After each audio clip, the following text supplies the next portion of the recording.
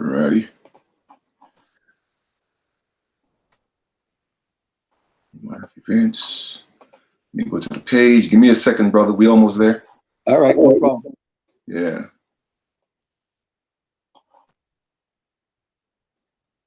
Hey, Chief, we got more in common than I thought because I read your bio. You're from Dominica. Yeah, I was born in Dominica. Yeah.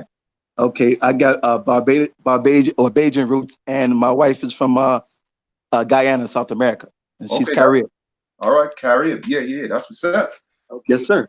Yeah. Sure. Barbadian roots, and my wife is from Guyana, South America. All right, cool. All right, beautiful. Yeah. That's what's up. All right, so we let me just pause this. Something like so we good. So before we even start, we're just gonna wait for a few people to get on the live. Let me just say what's up to everybody. Give me a second, brother. Just hold in there for a second. All right, no problem.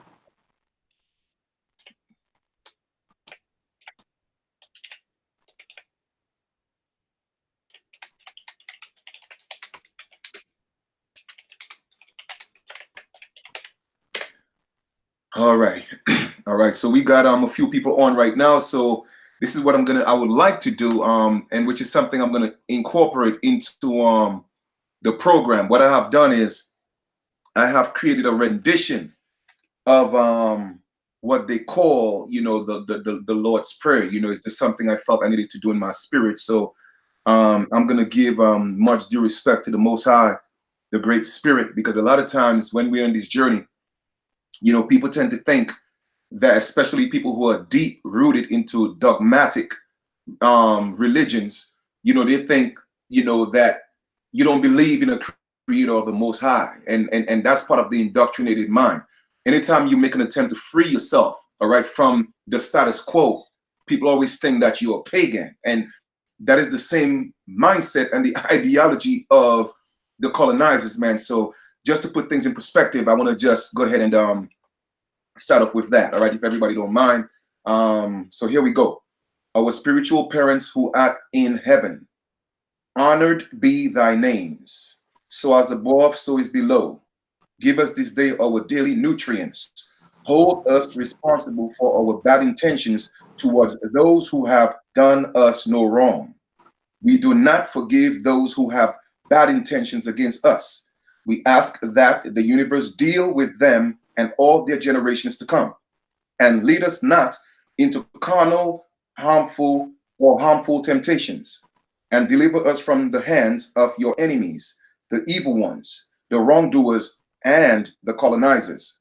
For thine is your empire on earth and in heaven. The power and the glory is yours forever and ever. Amen. Ra. Long live the light of the world. And with that being said, I want to give thanks to our ancestors as well for being a conduit and the continued guidance and over us as their descendants or the posterity of those who came before us. All right. So I just wanted to put that out there. Now, brother, hey, greetings to each and every one of you on the chat. We have we're gonna share some information with you guys today. We're gonna go in. Just want to thank all the moderators on the platform. If anybody come on the platform and they're getting a little bit, outrageous, belligerent, disrespectful, then by all means, you have the utmost power to regulate them, delete them, or even block them. All right, because this platform is all about building and telling the truth. All right, we don't want to hear his story. We are telling our story, and that's what it's about. Now, I have one of our brothers on the build. Brother, at this time, I would like you to take your time and introduce yourself and give a little background as to who you are and how you ended up on the platform. Oh, yes. All right. Let me start off by saying my name is Brother Amos Carr. I'm calling from Chicago, Illinois.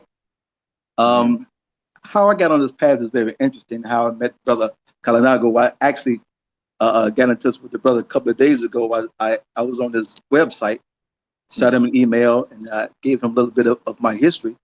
And so he responded back to the email. And so we've been, in contact for, I'll say, about 2 or 3 days now. Mm-hmm.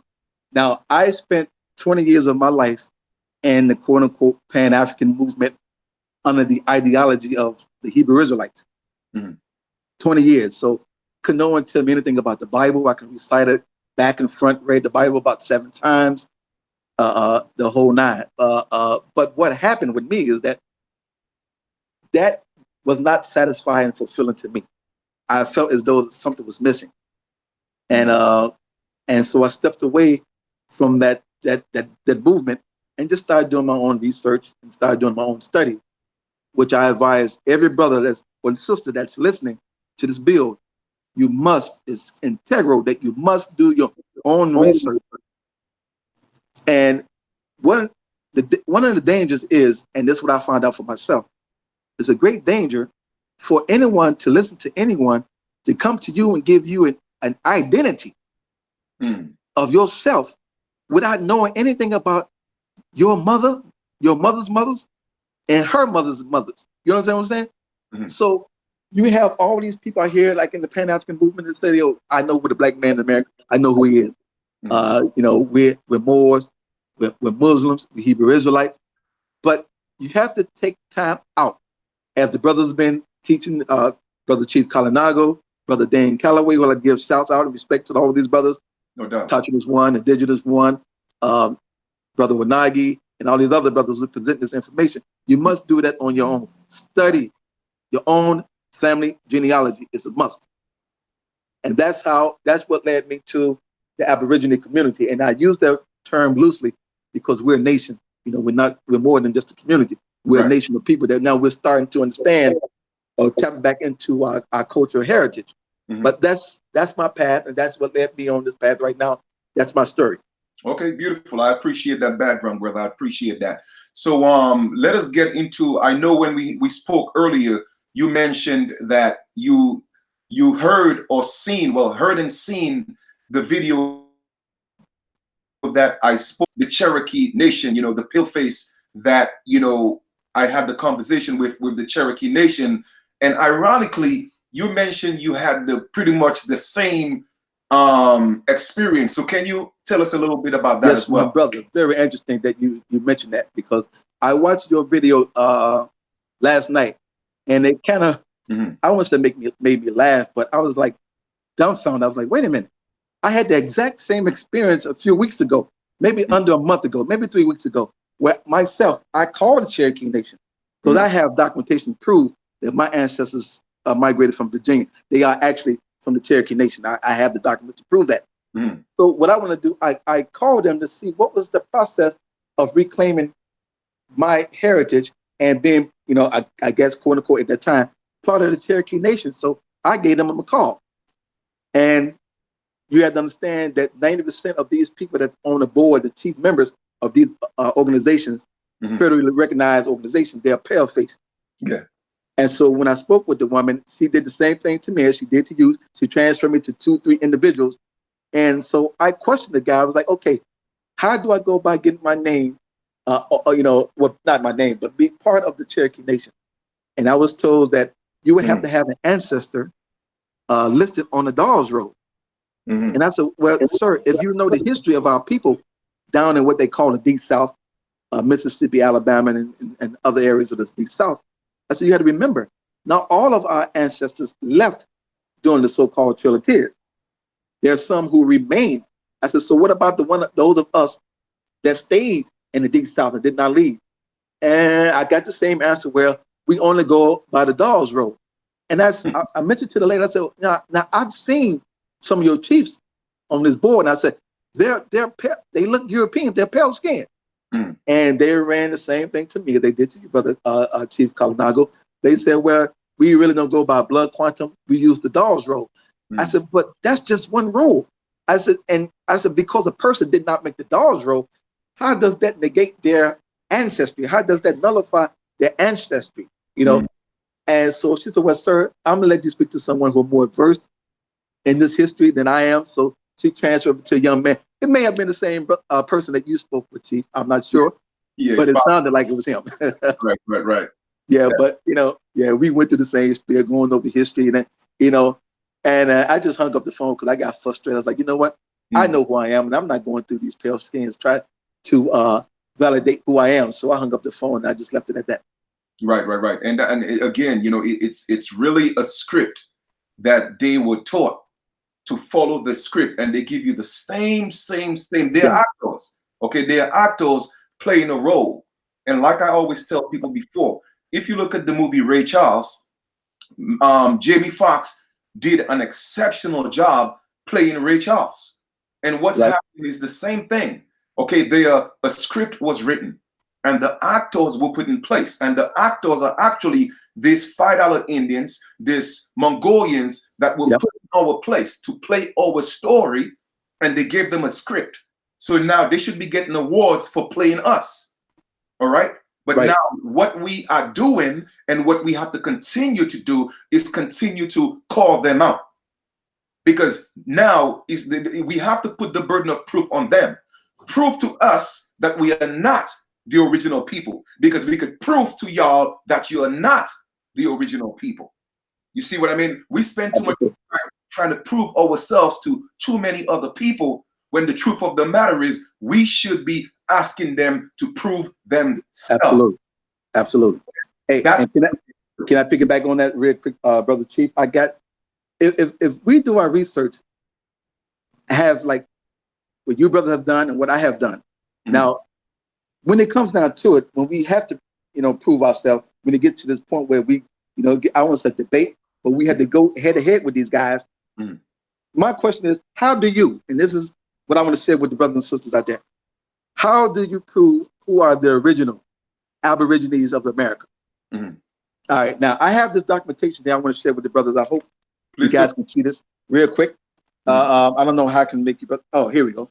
Now, this is not coming from any Pan-Africanist movement. This is not coming from the Hebrew Israelite movement or Moors brothers. right. This comes from, as you can see, this says the Library of Virginia. Yes. Okay. Now, this is very quick. I'm not going to make this long and drawn out, but I want to show you guys this. Take your time. All right, and it says, now let me read what it says. If you brothers and sisters are familiar with a racist man by the name of Walter E. Plecker, Walter Ashby Plecker. Yeah. He became the chief head of the Department of Vital Statistics in 1912. Now, this is what he said. I'm going to read what it says right here. It says, Walter Ashby Plecker, the first registrar of the State Bureau of Vital Statistics from 1912 to 1946. He was a proponent of the eugenics movement, which was started by a group of racist Europeans who form an organization called the Anglo-Saxon Club. All right. Now, it says here, he was, as registrar, he issued birth certificates, death certificates, and marriage certificates. And he routinely changed, now here you go, brothers and sisters, listen to this. He routinely changed the race of applicants from American Indian to, check this out, Negro, Negro, making exceptions only for the descendants of quote unquote Pocahontas. Now, armed with, it's going to be very short, armed with the power of the state and a list of American Aborigine surnames, Plecker aimed to reclassify every Indian in the Commonwealth as African American. Now, we know that term African American probably wasn't used during that time. So he changed the nationality of the American Indians to Negro. Yeah. Now, brothers and sisters, here what I ask you now. Let's use common sense that God sense. All right. Of all the races of people on the planet Earth, why didn't he reclassify the American Indians as Spaniards, Polish, German, Italians? He changed the classification of the American Indian to Negro. Now, can the Mongoloids ever stand up and show you any time in history where they were classified as Negroes? Right. That's us, the American Negro. Point blank. You look up the definition of the word Negro, it'll tell you any of the dark races of the continent of Africa, which we deal with the whole out of African theory, but that's a topic of another discussion. But like you know, Negro means black folk. Yeah, of course. So you want to know who the American Indians, Aborigines? Your Negroes in America, point blank. Of course. You see what I'm saying? It's simple, brother. It's simple. Don't take a rocket scientist to figure this out. Not at all. Not at all. And the reason why I personally think it's taken so long, okay, to literally crumble that $5 Indian empire is because too many of our people were misled, miseducated, All right. And Yeah. we accepted those classifications and we Yeah. kind of like lost our way. All right. But Yeah. now that we are stepping back into our proper identity, our proper status, then they have no choice. All right. But relinquish the throne. You know, because now, again, like you said, we have to hold them responsible. And I've also shown other documents on there from the Library of Congress where they were Yeah. having detailed dialogues talking about exactly what they did by changing the identity of the so-called American Indian to colored as Yep. well. Yep. There are Yep. instances where, because the treaties, when the treaties were written, the American Indians could not be in any armed forces. Okay, so what they had to do, seeing that we wanted to assimilate and be part of their Yes. society, Yes. a lot of our ancestors gave up their so-called Indian identity, and some Right. of them even have white on their birth certificates because that's the only way they could have gotten into the army. They couldn't pick black because black meant that you were a slave, but Right. white meant Right. that you were free. So they were able to join the Navy, the armed forces, and all these Right. different branches of government. So True. we have to put in perspective, and I'm glad you brought that up. Now, with that being said, I know you were talking about Princess. What's the name? The name that you used. Honestly, I that was the first time I heard of it. But Oh, yes. You're related Yeah. to that bloodline. Okay. Yeah. Let me do this. All Yeah. right. This is going to be something that was very interesting when I started doing this ancestry genealogy. Now, Okay. brothers and sisters, there is a website or article you can pull up. It's called Free People of Color of Virginia, going back to 1600. And here you have it right here. Mm. And you see that name on there? Let me see. It says Tate. No, this Yeah. says Tan, the Tan family. Okay. This is the 1600s. I want you to take a look at this. These are called Free People of Color of Westmoreland, Virginia. Okay. All right. Now, Mm. here's what I did when I saw that article. Now, here we go. When I did my genealogy, I'm gonna show you my genealogy, but I'm gonna show you this first. You see what it says? Tate, Tate family. Yeah. As early as 1660, they were considered or classified as free people of color in Virginia. Mm-hmm. All right, not slaves to anyone, but free people of color. Right. And now, when I trace my genealogy, because you know how we get a lot of misconceptions and lying stories about our ancestry. Oh, you know, black folks, colored folks, when they became free, they took the surname of their slave master, which is a crock of bullshit. But I'm gonna get into that. But here's what I want to show the brothers and sisters. I show you that Tate family to show you this. Here is a copy of death certificate of my great grandmother. Well, actually, this is my grandmother. I thought it was my great grandmother. You see, it says Mary Alice Ewing. Yeah. That's her married name. But I'm going to show you. Give me 1 second. I had it here. We can time, brother. I want to show you. Is this it? Nah, this is the one I want to show you. Right here. Now, this is my great grandmother. And I'm going to back up so you can see her name on here. You see, it says Kittie, Kitty. Last name Tate, Tate. Yeah. Born, it says July 18th, like 1869. I think that's what it says here. Yeah, 1869. Died 1972. Last name Tate. So when I did my own family genealogy, that took me from Mississippi, which I thought where we were originally from, but my grandmother was from Mississippi. My great grandmother was Mississippi, but their parents actually was from Virginia. Now, when I traced the lineage, the ancestry back to the 1600s to the Tates, there was somebody that came up. It was very interesting. Her name is Sehoy, Sehoy. She was a Muskogee Creek princess of the Wind clan. All right. So she married a Scott English white man named David Tate, Taitt, not Tate, Tate. And so now I said that to say this because I asked my eldest relatives from Mississippi, asked them about our family history, and they always tell me, when you do the history, you're going to find out there were two sets of Tates. And I didn't know what they mean by that until I did research, they're going to find out you had the T-A-I-T-T, then you had T-A-T-E. Mhm. T-A-I-T-T was the Scott-Irish branch who married, his name was David Tate. He married a woman by the name of Sohoy, S-E-H-O-Y. Her last name was Tate. Mhm. They gave birth to a mulatto son named David Tate. David Tate was the half brother of William, what they call him, Billy Rutherford, down in Alabama, who fought in the Muskogee Creek Nation Civil War when you had the full-blooded Muskogee Creek fighting against the half-breeds along with the colonists, and the full-bloods was joined by the British. You had this whole civil war going on down in Alabama and Mississippi. Mhm. A lot of my Tate ancestry fought in that war. I got the documentation, the war records and all that. They fought in this civil war. So Okay. I am from that direct lineage of the Tate from Virginia. So I even know what clan, the Wynn clan. When you look up the Tate last name, the Tate last name means one who talks too much or one who is winded in his speech. And I guess that's where the whole Wynn clan comes from. So that's my lineage. Now, this is not something someone gave me. The Moors didn't give me this. This is not a Hebrew Israelite movement that they gave me this. I traced this myself. I did this research 5 years, spent money to get old records, old documentation. So it was a pretty extensive research that lasted about 5 years. So that's me. That's my ancestry. I am from the Tate family, the Tate clan from Virginia, and I am 100%. I am American Indian, Aborigine.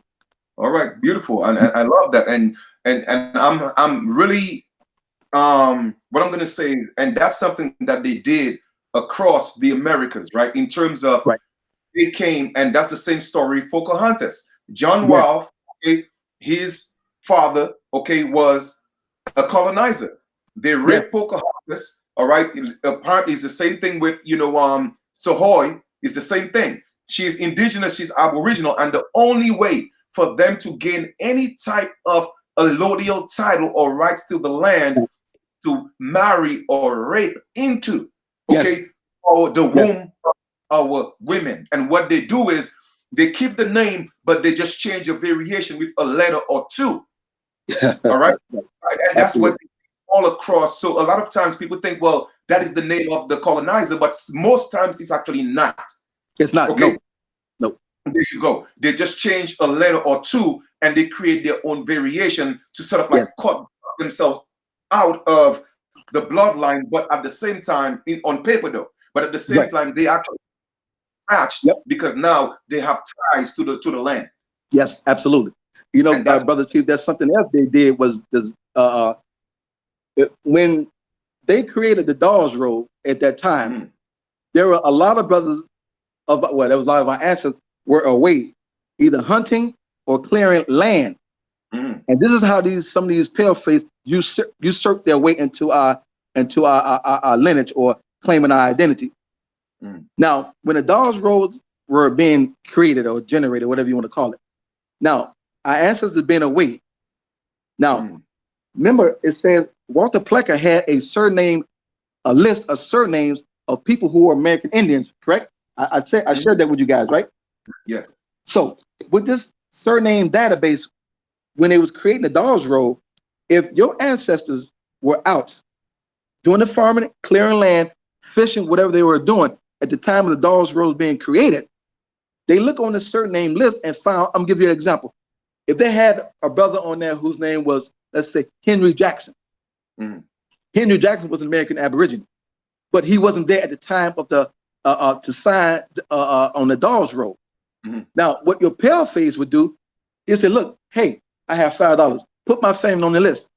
Okay, well, look, okay, Henry Jackson's not here. I tell you what, you become Henry Jackson. Henry Jackson had 2 daughters. You have 2 daughters. Now your daughters will now become Sarah and Abigail. And that's how some of them also got into, what you call the paleface, usurping our identity that way. And I got documentation to prove all this as well. Well, that's interesting because I never heard that version, but that's interesting to know. And for me, it's about bringing the truth to other people because they're not going to give us that in schools. All right, The media is not talking about it. So we have to be able to tell our own story. And that's what this is pretty much all about. I tell people that we have those documents to literally solidify what we are talking about, and we are always showing it. And you actually did your own diligence and did your own research. It took you 5 years to go back all the way to the 1600s, okay, just so that you have documents to verify and solidify what you are telling. Right. Now, yeah, go ahead. Go ahead. I just want to share this real quick because I don't like to be the one to give information and not give people resources to find this information. Well, what I just spoke about. There is a article that can be downloaded. It's called the United States Department of the Interior, the Bureau of Indian Affairs. That was written in 1983. You can pull it up and you can download it, and you can get the copies. Over 100-something pages. It's a long article. Long for this. Now, this is a government documentation, and on this, the information that's in there, contained in there, it gives you all the information that I just shared with you about how some of the pale faces, when they were creating these Dawes Road, a lot of the Aborigines were away on hunting expeditions or clearing land or fishing, whatever they were doing, and they did not make the Dawes Road at the time, so they missed out being put on the Dawes Road. Now, this is a government documentation. You can read that. It's right there. And they tell you some of the surnames in there. They tell you these people were black people. Sam Monioc, William Billy Rutherford, he was a mulatto. The Tates, the Johnsons. These names are there. Right. So this is not me making this up. This is government documentation. Right. I feel you. And another thing why a lot of our ancestors or people were not on these rolls and the censuses for the same reason why, let's just say 20 years from now, a lot of us won't be on it, because a lot of our people were skeptical of this system. Absolutely. The same way us are not going to fill out their census next year, and they're trying to force you to do it. Oh, well, if you don't do it, it's a crime. No, it's not a crime. You know what I mean? But it's the same thing. A lot of our people are not going to do it. And another thing is, a lot of those censuses were done, and the Dawes Roads were done in a particular territory. Nobody's going to go across the country and pay X and X amount of money when you're getting paid $1 to work to go fill out no census. Absolutely. You know, so at the end of the day, family, it was a game that was played on us, and we have to come together. This is about coming together as a unit. Now, granted, like I tell people, each and every one of us is not going to be on the same page. I already know that. All right. We already know that. But what we need to realize is that it's not going to take a lot of us to change that. No, that's not. Right. As long as there is just a handful of us that's on the same page, the same frequency. And another thing we have to realize is this. If we are moving in the spirit, okay, once you plant those seeds, it doesn't matter what happens. Negativity could never outweigh positivity. That's right. It doesn't matter where you have darkness. All you need is a spark. And I promise you, that room will turn to light. And that's what we have to keep doing. Keep planting those seeds and keep pushing forward, because at the end of the day, they will not have a choice but give us back what belongs to us. Right. I agree with you, Chief. Yeah. And something else, Chief, I think there's quite a few of us out here, man, on YouTube, and brothers out there who expounding on this information. We're well versed. We got the documentation. I was like, when the time comes, when we have to present ourselves with the research that I've done, you, Brother Chief Kalinago, Brother Dan Calloway, Atacha is one, all this information, we can't, man, they can't stand against us. We have the documentation. We have the proof on our side. Absolutely. So I'm wondering what is taking us so long to get our shit together. You know what I'm saying? And stop waiting, looking up into the sky, waiting for the blonde-haired, blue-eyed man named Jesus, who ain't gonna never come to save you. The power is within us, man. We have to do this. You know, it may not. Hey, if you're looking for a large crowd of thousands, hundreds of thousands, or a million-man march, you may not get that. Give me a couple of 10, 15, 20 brothers that's well versed like yourself, and we could take it from there, man. You know, I'm ready to be a part of this. I've held this information in for so many years, and I tell my wife all the time, like, I got all this information, and all I'm doing is like I was on the island by myself. I talk to my family, Yeah. a couple of friends here and there. But I'm like, man, what do I do with all this information that I gathered? You know what I'm saying? Yeah. So I'm ready, brother. I mean, just hey, call upon me, man. If whatever I can do to help, man, just call on me, brother. I'm there. Oh, no doubt, and I appreciate that. And here's the thing, right? Everything is about when it's gonna happen. It's right time. All right. And I'll tell you this to put everybody else at ease. We are actually right on time. You see, we are not too late. We are Right. absolutely right on time because we have to look for the lesson in what we went through. Because Yeah. a lot of us haven't learned the lesson just yet, brother. Right. Absolutely. Right. A lot of us haven't learned the lesson. You feel me? And Right. we may put, we may put ourselves in a position for something that we are not ready for because a lot of us are not ready. That's true. So the ancestors, I trust our ancestors, okay? And I know that they are watching and I know that they are with us and they are going to make it happen the exact time it's supposed to happen. Right now, their thing is, you know what? Plan those seats, plan those seats, Yes. plan those seats, because they know the exact number it's going to take. And even if it's going to take 10, 15, 20 of us to stop the spark and literally step up in their faces and show them these documents, it's still going to take a certain amount that have to step into the fold, okay, to put a stamp on everything. Right. So I'm saying all that to say is we are right on time. You feel me? We are right on time. And I promise you, it's going to happen the exact way it's supposed to be because it's already destined. It's already written in the cosmos. It's already written in the constellations. And they know that their time is up. And I know they're watching. I know they're listening. Of course they are. Of course they are. Man, check this out, right? I don't know if I can show the family this, right? But literally, okay, when we were in what you call it, in Memphis, I went to the Soto Park where the Chickasaw land was at, right? And with that being said, we took a picture because I know they're watching. We took a picture and literally the pictures was back to back. And I'm gonna show the family to see if I could show this, right? But I really don't want to show the children's faces, but I'm gonna just explain to everyone what happened, right? I took a picture, next to on the mound, right? We took a picture. It was a group of us, and two pictures were taken back to back. One picture snapped. Above our head, there was nothing. And in the second picture, which was taken in seconds, literally a second later, there looked like there was a drone over our heads. You know what I mean? And we cannot make this stuff up. We can't make it up. The pictures were taken click, click. One picture, clear skies. Half a second later, drones are over us. So, I'm saying all that to say is they're watching and they're listening. Oh, yes. You know what I mean? Because it's so spiritual. You see, we are not living back in the days where they could do things to us and it's being swept underneath the rug. All right? The moment they do something to an Aboriginal, it could be all over. And I'm not saying that's going to stop them, but all I'm just saying is the world is watching.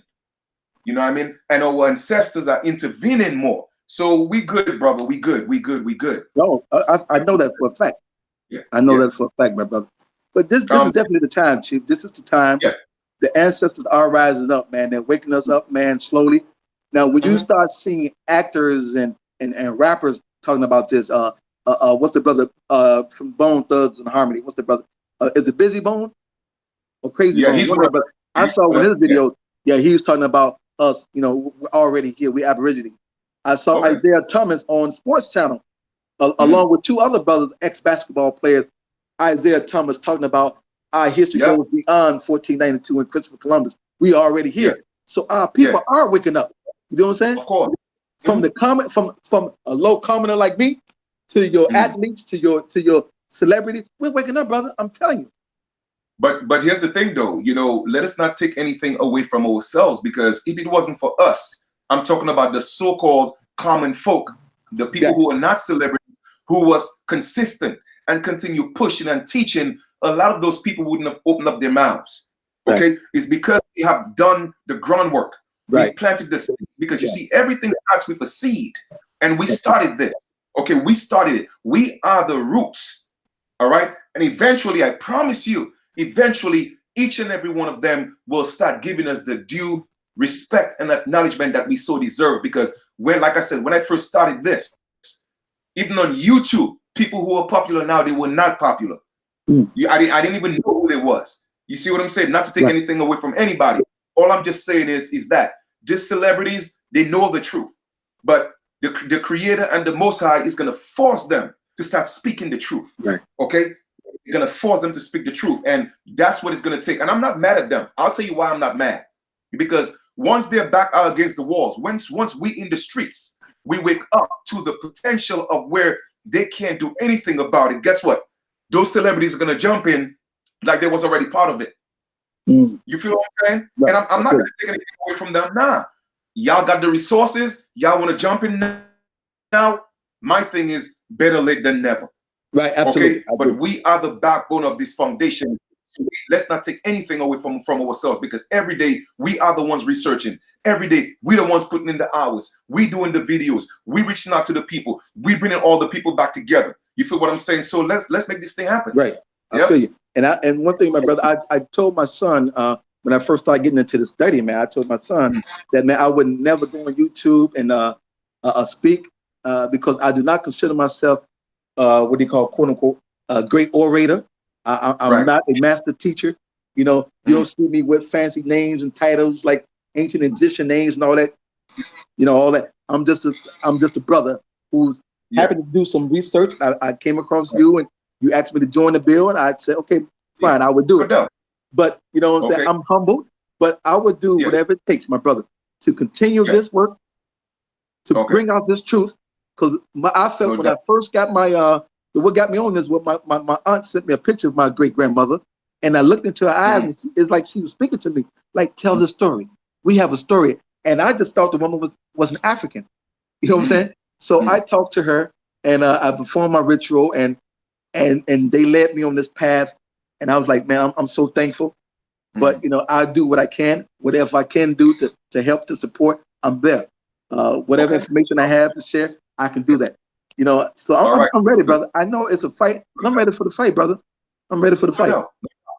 Absolutely. And brother, I just want to say, man, listen, thank you for coming on. You know what I'm saying? I appreciate your story. And, you know, I got your info. You got my info. We're going to build some more.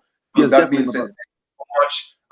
I know that, you know, the family on the platform appreciate you for coming on and sharing your time and telling us, you know what I'm saying, sharing your story with us. All right. I'm going to continue to build family, but I want to thank you. And I'm certainly sure I'll have you on again. All right. Thank you. So thank you. My pleasure, man. Thank you. Thank you. Yeah, of course. Thank you so much. And, you know, give my love to your family. All right. I sure will. Sure. And much love and respect to everybody that's on the bill. I can't see your names, but you're in my heart and you're in my prayers. Be safe and enjoy the rest of the day. Thank you, brother. Thank you. All right. My all right. One love. All right. One love. Take care. All right. All right.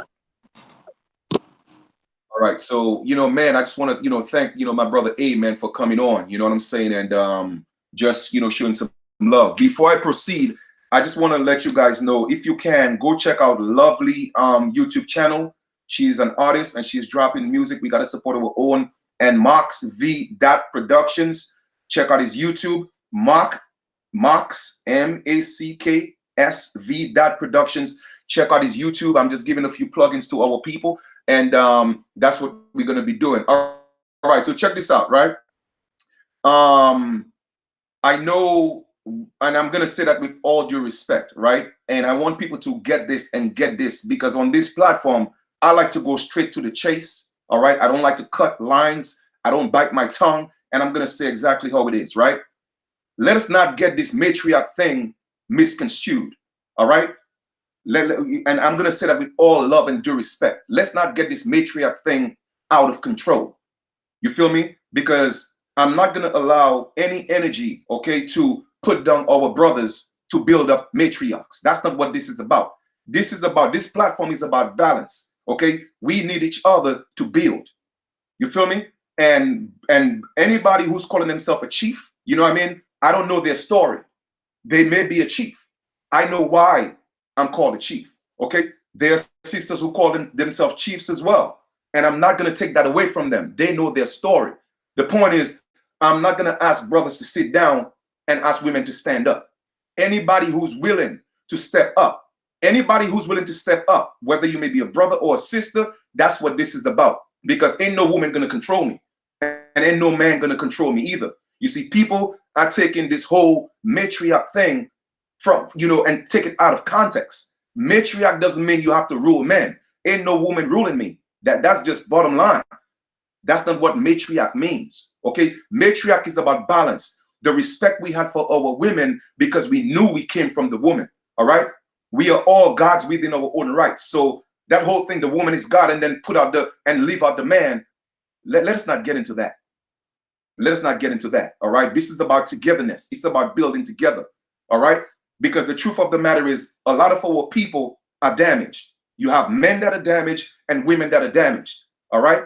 And I sure don't want no damaged woman just because she feel, oh, well, it's matriarch season to be a matriarch, and you over here doing all the BS. You over here doing all this crazy stuff. Nah, we ain't playing that. We ain't playing that. So if let's ask everybody to stand up. Okay. Men and women, let's stand up together as a nation, because that separation thing, first of all, by asking the men to sit down, asking the women to stand up, that sounds like a feminist movement. And I don't deal with that. All right. So this platform right here, all right, American Aboriginal Sun platform, this is about us coming together because we are stronger as a unit. You feel me? And that's what I'm about. So if we're gonna ask for 1 million whatever march, let's talk about 1 million American Aboriginal march. Because what needs to be done is going in the streets and talking to the sisters and teaching them how to be matriarchs. Okay? Real talk. Because I'm certainly sure there are a lot of men who could speak of the experiences that they have with our women. And it's not good. And there are women who could speak of their experiences with our men, and it's not good. So let us learn to build each other, opposed to putting one up and putting one down. All right. Now, with that being said, before I continue, let me just give thanks to Chief Strongbear for for supporting the super chat. I really appreciate that. Now let me put this matriarch thing into perspective and explain to y'all what it means when we speak of a matriarch. Okay, this is what it means, at least in our culture. All right, I don't know what it means across the seas, because apparently they have a different culture where they disrespect their women. All right, in our culture, let me explain that to you, what it means to be a matriarch. Okay, number one, we had a very high regards for our women, and I'm going to tell you reasons why. Number one, anytime a woman have a baby, it is always certain that the baby belongs to the woman.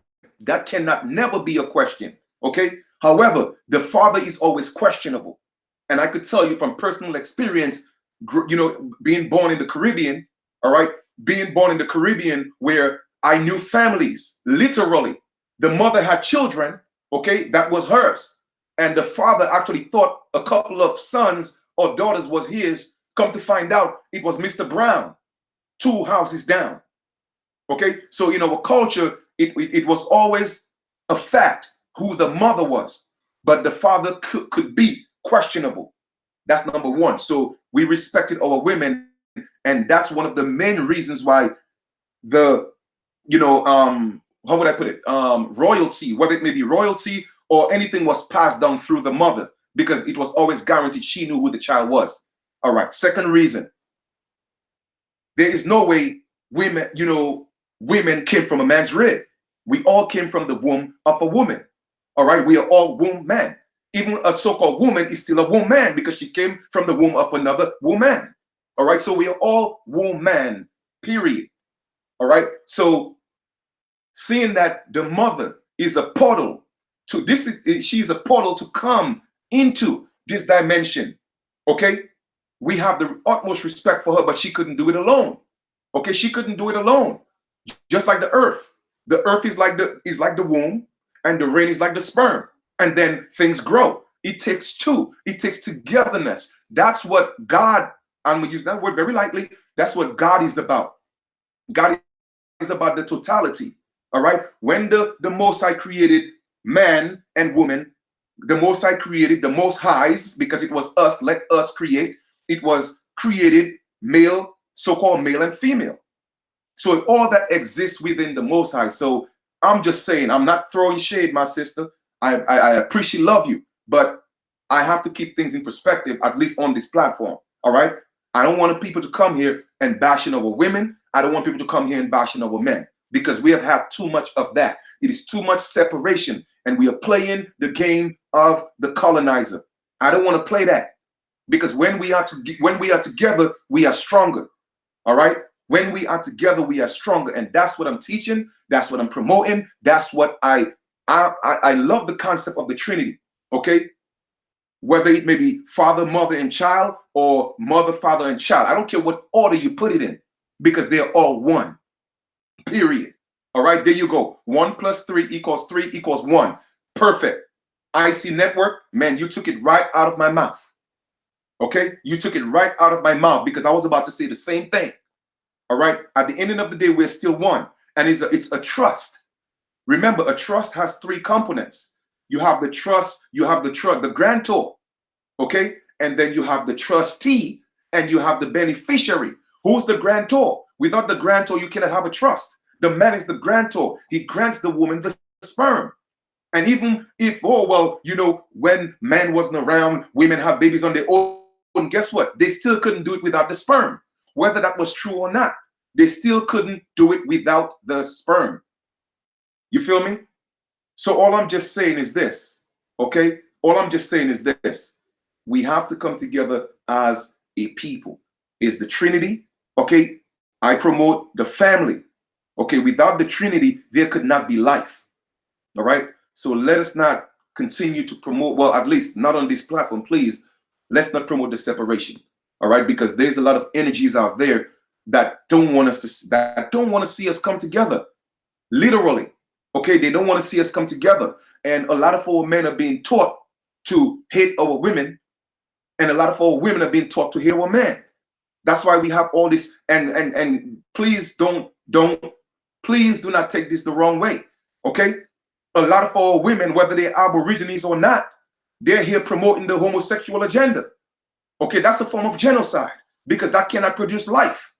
So I am very mindful who I call my matriarch, or who I'm going to consider to be a matriarch. I take that very seriously. Because you got a vagina and breast, you're not my matriarch. No. To me, that's an energy thing. It's an energy thing. And you have to be vibrating on a certain frequency to be considered a matriarch. You feel me? So just because you got vagina and breast, I'm not going to say, oh, well, a man is a man, put him down, and all of a sudden, no, it don't work like that. And because a man got, you know, a penis and balls, it doesn't make him, you know, a chief. So we have to put this in perspective, okay? I am promoting 1 + 1 = 3 = 1. That's it. The Trinity, and we are all one. All right. So I'm not gonna harp on that anymore. I just wanted to, you know, make that clear. All right, make that clear. If we're gonna call for the rise of the people, let's call for the rise of the people. All right, 1 million American Aborigines. I'm talking about men, women, and children. All right, let's rise up, let's stand up, and let's make this thing happen. Okay, because that's what the Creator is all about. That's the essence of the Most High, the totality. Okay, individuals. Remember, we are individuals divided from the all. You have to look at the word. All right, but we have to stop being individed all from the all. Again, it's in the language. You feel me? So I'm not looking at myself as an individual, which is individed. I'm not looking at myself like that. I'm looking at myself as part of the all. All right. So no, sis. You know, I mean, it is no offense. You know, I mean, it's just that I just want to put that in perspective. You know, because a lot of times when we say certain things, we are planting seeds. And I don't want these seeds to be planted on this platform. So I'm not mad. I'm not upset. We're just building. It's all love. This is what this is about. Okay. We could have a disagreement to come to a conclusion where it all works for everybody. You feel me? And I'm not debating. This is an argument. You see, people, again, the language, the words. Go look at the etymology of the word debate. Debate means to beat up. I don't debate because I don't want to beat my brother and sister. However, to argue means to discuss and come to a resolve. If you don't believe me, go look at the etymology. So that's what I do. I love to argue, but I don't like to debate. So my sister, this is just an argument where we are all coming because they taught us that argument is wrong. There's nothing wrong in arguments. However, debate is the problem.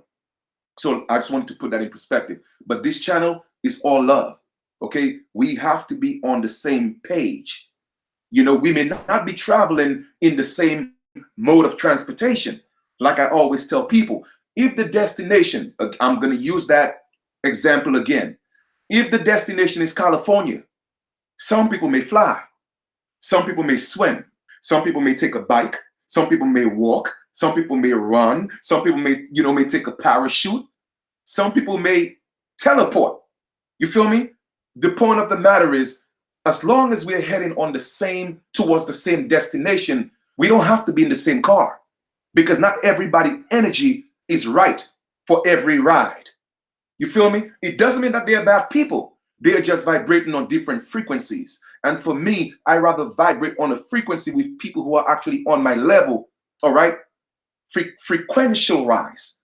All right? Not that I'm putting anybody down. I'm talking about in the mode of transportation that I'm in, because we are all called, but very few are chosen. And it doesn't mean that the few that's called don't have a part to play. They do have a part to play, but it's the chosen few, all right, that have to come together in a way like no other to synergize, so that we could, those that are called, see if we could bring them and transition them into the chosen.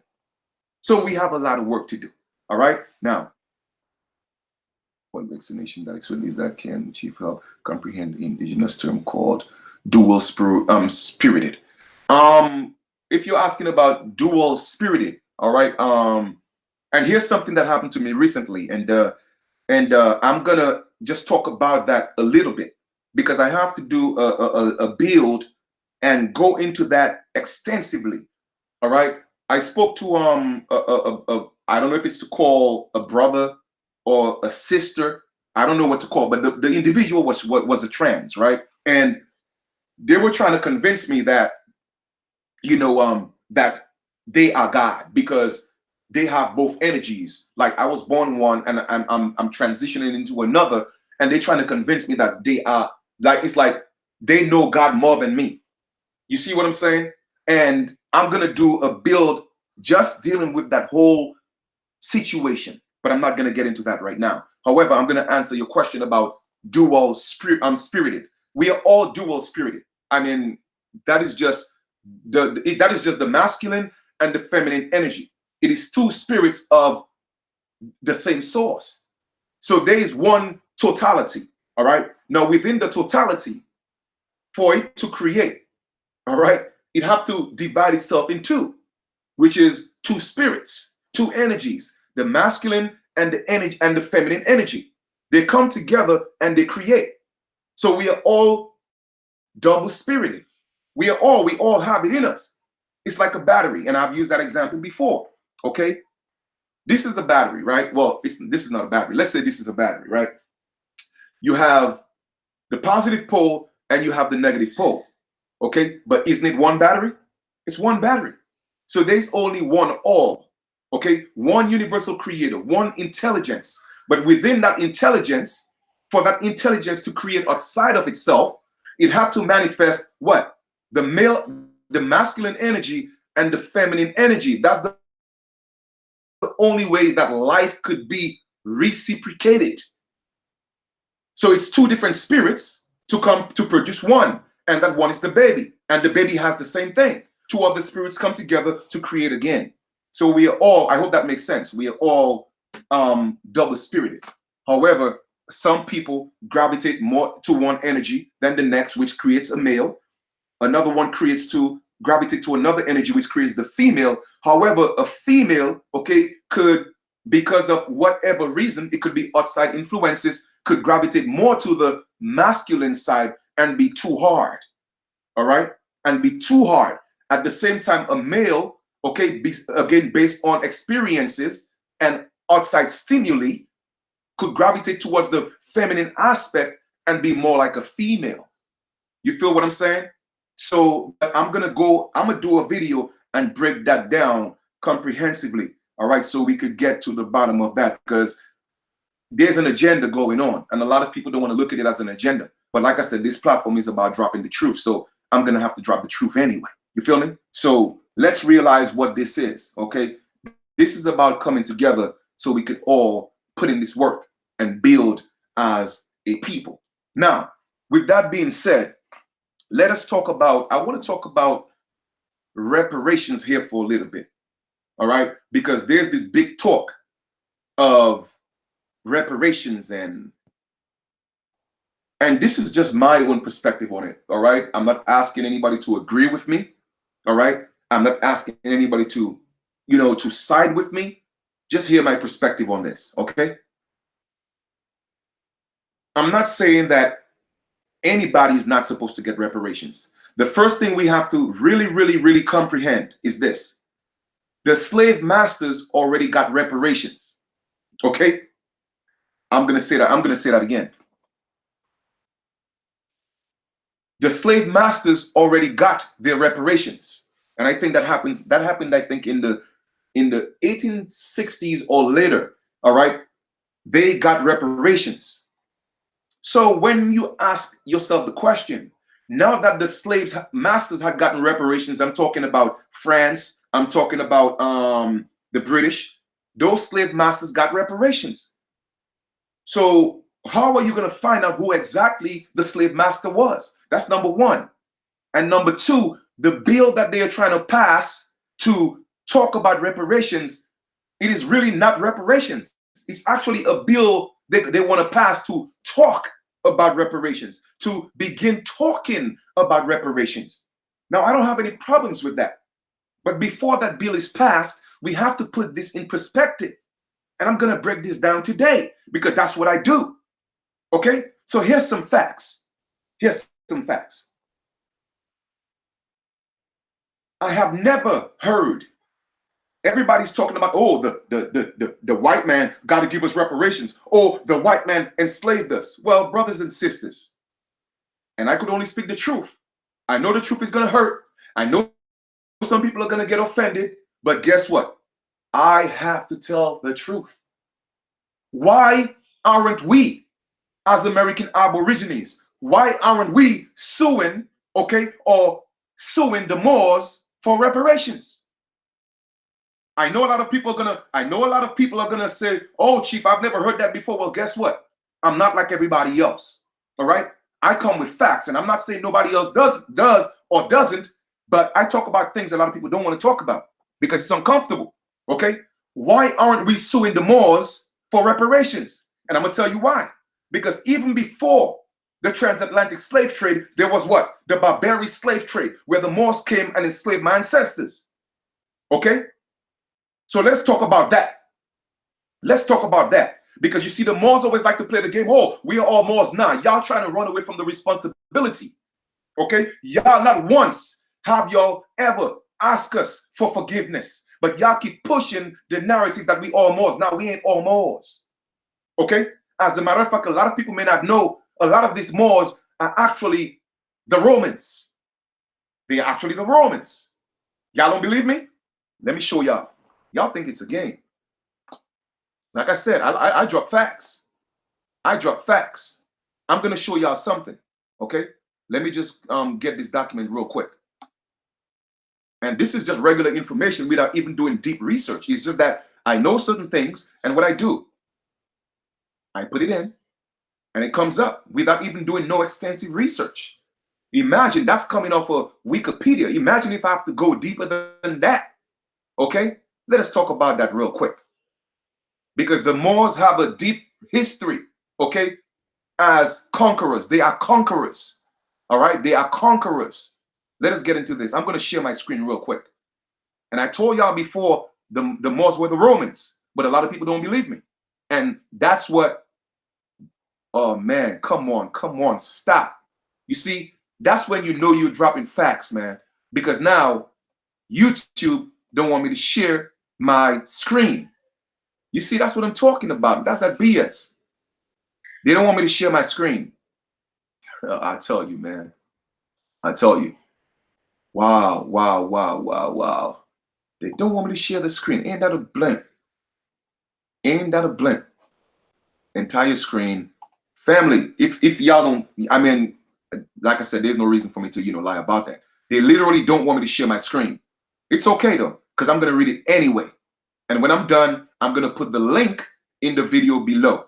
Okay, now, hear what it says. The Africans who conquered Rome. Now here's the thing, brothers and sisters, all right? Because for me, I drop nothing but facts. Okay? Rome, what's considered Rome was actually dark-skinned people. Okay, dark-skinned people. I'm talking about Pilate, Julius Caesar. They were all Rome. They were all Romans. Okay, so back in the day, all the Romans who were homosexuals, they were dark-skinned people. Don't believe the hype that homosexuality started with Caucasians. All right, y'all gotta stop blaming the Caucasians for everything. And again, not that I'm pitying what they do, or I'm saying let's forgive them for any. I'm not saying that, but we have to start telling the truth about the story, okay? Because these Caucasians, the pale man, didn't know anything. The Moors taught them, okay? They taught them everything they knew, and I did a video to show that. All right, I'm gonna put that link in the link below. The Africans who conquered Rome. What the Moors did, they are a group of a bloodline that go around conquering their brothers and sisters. Okay, they are notorious for that. All right, and I'm going to read that and I'll put it in the link when I'm done. The Africans who conquered Rome. Septimius Severus, the African emperor of Rome. And I'm going to spell the name for you.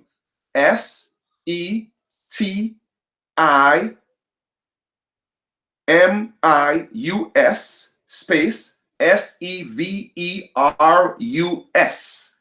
Septimius Severus. Okay, let us read just a little bit. I'm not going to read the entire thing. Septimus Severus was a Numidian African Moor. Numidian African Moor from North Africa. He was the founder and ancestor of all the members of the Severan dynasty.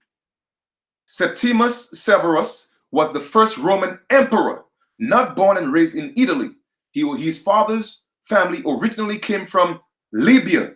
Brothers and sisters, at that time, Africa was called Libya. Okay? I'm dropping some jewels y'all never heard before. I'm telling y'all. In 450 BC, Africa was named Libya. So for all of those of you who think y'all from Africa, y'all lost. Okay, because even Africa wasn't Africa. Even Africans aren't from Africa. Okay? So if y'all want to fall for the okie dokes and get fooled into these reparations, then I'm gonna give y'all the real spiel. What's gonna happen to y'all? All right? So, and that's proof again. Okay, man, I wish I could share this. I just feel so YouTube, y'all pissing me off right now for not allowing me to share this. Okay, this is some BS. I just tried it again. It's not working. But anyway, it's cool. I'm gonna read it. I'm gonna read it. Septimius Severus was the first Roman emperor not born and raised in Italy. His father's family originally came from Libya. All right, Libya, which was the name for Africa, that landmass in what you call in 450 BC. All right, Leptus Magna. Oh, anybody heard of the Magna Carta? Uh-oh, don't tell him too much, Chief.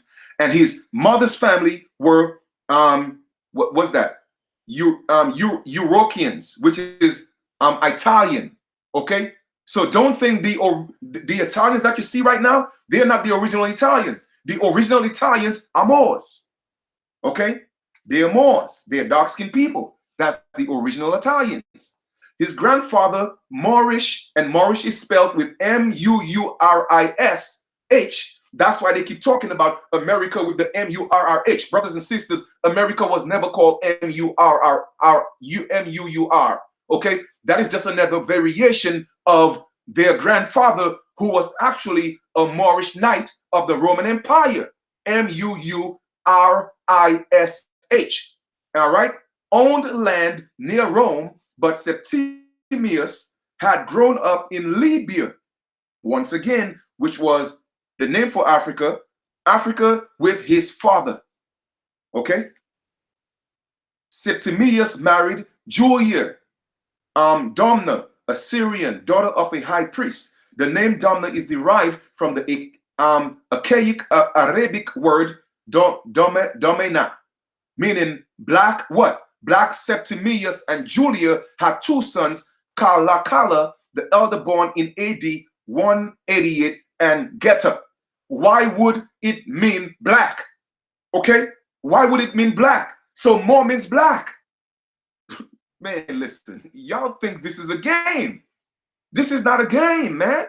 It is not a game. Let me come back. I'm going to put that link in the description, okay? But I'm also going to put it below the video for y'all to have this if y'all think I'm playing around today. I ain't playing, okay? Because I'm tired of these people, okay, continuing to cause confusion in our land, trying to usurp our identity and tell people, spread the lies. We're not going for that. No, we're not doing that.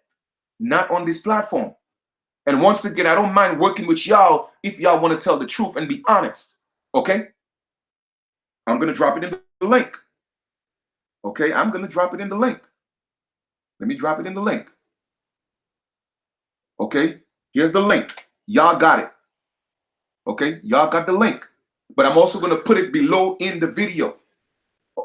Oh, no, I ain't, it's all good, brother. You know, family, I'm not getting pissed. I'm just kind of like, you know, YouTube just stopped sharing, you know, they prevent me from sharing the jump off. You know what I mean? And it's like, they always do that when they know, you know what I'm saying, that something is about to come. You feel me? I know they monitor the channel. All right. So at the ending of the day, I'm letting y'all know that for a fact, what's going on. Okay, so now let us bring this back into a 360 circle. All right, the reasons why the Moors are actually on our land right now is because they enslaved our ancestors. Okay, point blank, bottom line, our ancestors did not call themselves Moors. All right, that's number one. Number two, the first slave trade on the American continent was actually the barbarian slave trade where the Moors enslaved our ancestors. So we want to talk about reparations. Let's start suing these Moors. Okay, let us go to Italy, where this first Moors was at. Let's go to Portugal, where they was at. Let us go to Spain, where they was at, and let's start suing them first. Because the United States came way later. All right.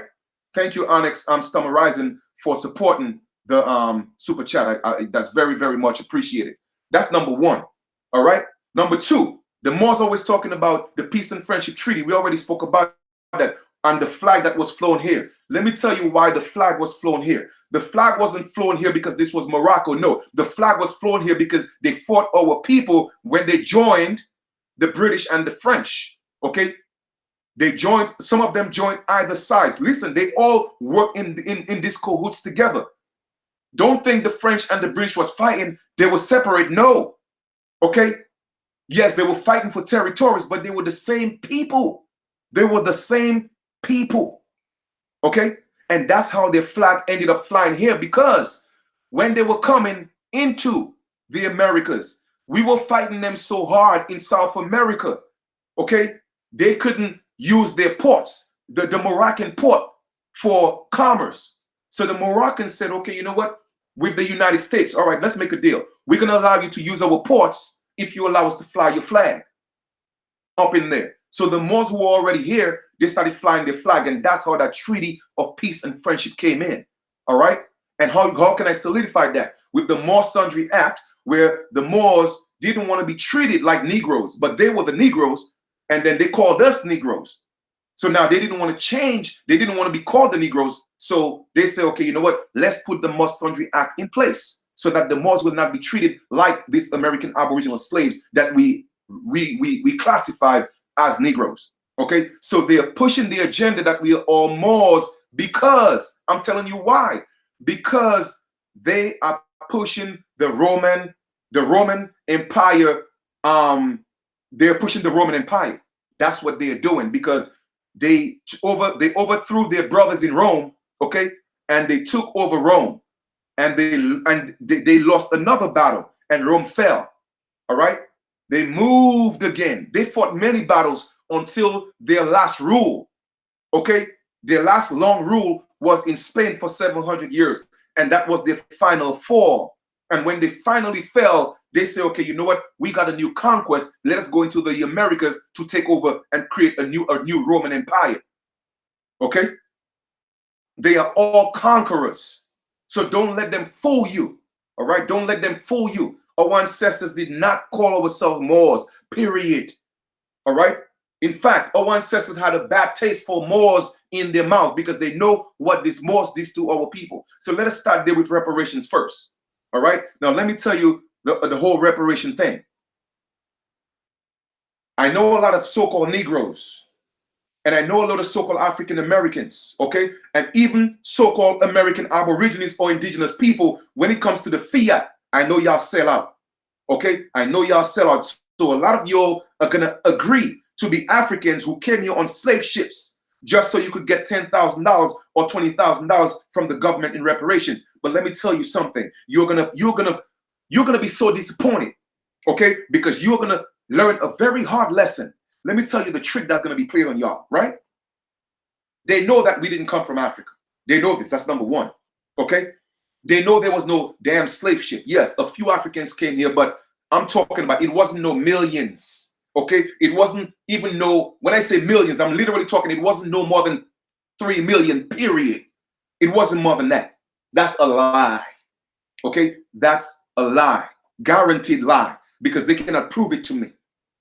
Because like I tell people before, I could go to Randall's Island, okay?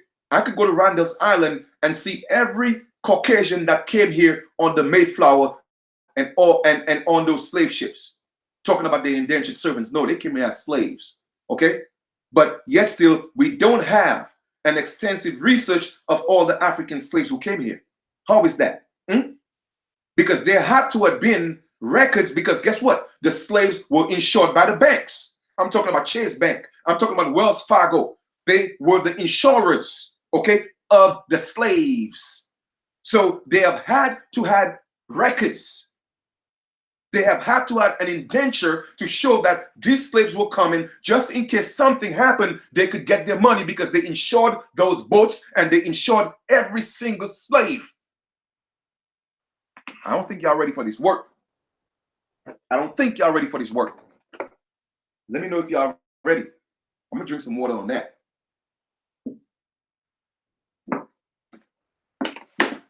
Listen, okay? I don't want to expose the brother's Facebook page, but they tried to recruit me 3 weeks ago. Real talk. And anybody want to see it in private, I will show it to them. They sent me, one of the brothers sent me an email, okay, a Facebook message. And he said, Chief, man, I like what you're doing, man. You share some good knowledge. I have a talk show, you know what I'm saying? I got Tash Tariq Bey on the show, and I want you to come on, you know what I mean, and be a guest and speak and, build and put in the work. I said, brother, just so you know, I'm not a Moor. Then he get into, oh, yeah, we all Moors. I said, brother, I'm not a Moor. I ain't got nothing against y'all, but I'm not a Moor. You feel me? He said, well, for me to put you on the platform, you know what I'm saying, I would like you to join us. First thing you have to do is you have to admit that, brothers and sisters, I have no reason to tell you an untruth. I saved the Facebook message. Okay? I saved the Facebook message. He said, I want to put you on, but you have to admit that this is El Morocco and this is the North Gate, or whatever the stuff they say. This is the North Gate and this is that. And we'll put you on. You have to agree to that. I say, brother, no, I don't agree to that. As a matter of fact, if you want to prove to me that we are all Moors, do me a favor, please. Go get me all the historical records to show that this was Morocco. That's number one. Number two, give me all the historic records that my ancestors called themselves Moors. Number three, I want congressional records. I want archaeological research. I want scientific proof. He said, well, Chief, I'm getting ready to go on, but I'm definitely going to give you that information. It's been 3 weeks now. I've never heard from the brother. I rest my case. Okay? So let us not play these games. Y'all are not going to recruit me. I ain't the one. And I don't care what anybody pay me. You can't pay me enough with fiat currency, or even if it was in gold and silver, that's the real money. Y'all cannot pay me enough to sell my people out. Y'all got the wrong one. Y'all cannot recruit me. It ain't happening. So I know a lot of people gonna get into their feelings and dislike this video. It's cool. You could dislike it. I'm not here for likes. I'm here to tell the truth. So when we as Aborigines, we start talking about reparations, let us start with the Moors first, because they were the first ones who start enslaving our ancestors. Okay? Because that's what they always do. Anybody who look like them, they want power, they are conquerors. That's what they do. They are the conquistadors. All right? That's what they are. So I just put that link in the description, and I just put it in the chat, and I'm going to put it in the description. And y'all read it for yourself. Think if I'm making it up. I'm not making it up. I'm giving y'all the facts. All right? So here's the thing with the reparations, brothers and sisters. If you fall for the trick of taking reparations just because you want a few dollars, this is what's going to happen to you. I'm not telling you what I think. It's what I know is going to happen to you is this. First off, when you get paid, okay, when you get paid, you have to sign a non-disclosure agreement. All right? You have to sign a non-disclosure agreement to say that you get paid and you cannot talk about certain things. All right? That's number one. Number two, you are actually signing a contract that you got paid to say that you are a descendant of a slave, when in reality we were already here. What does that mean? So automatically that make you an illegal alien or an undocumented alien. Because of the Dred Scott case, any descendant of Africa cannot be a citizen of the United States. Okay? Cannot be the descendants of the United States. And that's facts. So now that you are on paper, you got paid to say that you are African, you got paid to say that you came here on a slave, this is what's going to happen. Africa is working in cahoots with the United States to create this big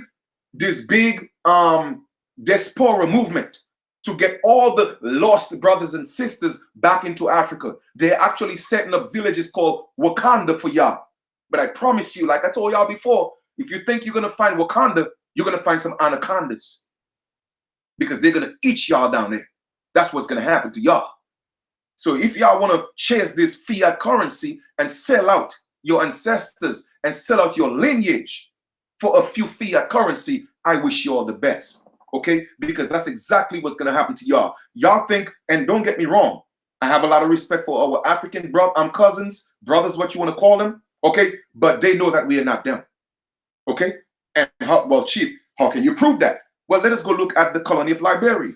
When the colony of Liberia was set up, okay? Thank you, Rona, Richards, for supporting the super chat. Very, very much appreciated. Thank you. Okay? Let us look at the colony of Liberia. I drop nothing but facts, and y'all go do your research. Don't believe anything that I say, because in the word believe there's lie. And I ain't here to tell no lies. I'm here to drop facts and truth and things that you could verify. When the colony of Liberia was set up, boom, what happened? Okay, it was all free coloreds of the United States. You know who the free coloreds was? The free coloreds were the so-called American Indians. But the reason why they had to send them to Africa, I'll tell you why. It is because they had so many free so-called black people here that when the slaves came from Africa, they was catching feelings. Yo, these people look like us. Y'all got us as slaves. What's up? What's up? So they was escaping and they was coming to hide amongst us. Okay? And we were actually saving them. We were actually hiding them. So the slave master said, you know what, man, this is a problem. So what we're going to have to do, even in the South, they were free. All our ancestors were free in the South. And they owned all the land. So they made a deal with them. They said, listen, we're going to pay y'all off, or it's going to be war. So our ancestors, we didn't have the tools to fight. Okay, so a lot of them said, okay, you know what, we'll take the payoff. Give us the colony of Liberia, and we'll set it up. So all the free colors, which is actually American Aborigines, went into Liberia, okay, even Sierra Leone, Angola, all these so-called West African areas. They say we look like them. Well, guess what? Those are actually our people, because they came from here. Okay? So when they went into Liberia, the indigenous Liberia was fighting the American Aborigines, because they say, this is not your land. You are not from here. You're an African. Okay? And they have to fight and fight and fight and fight until until the United States said, and the United States and France, and they said, listen, you know what?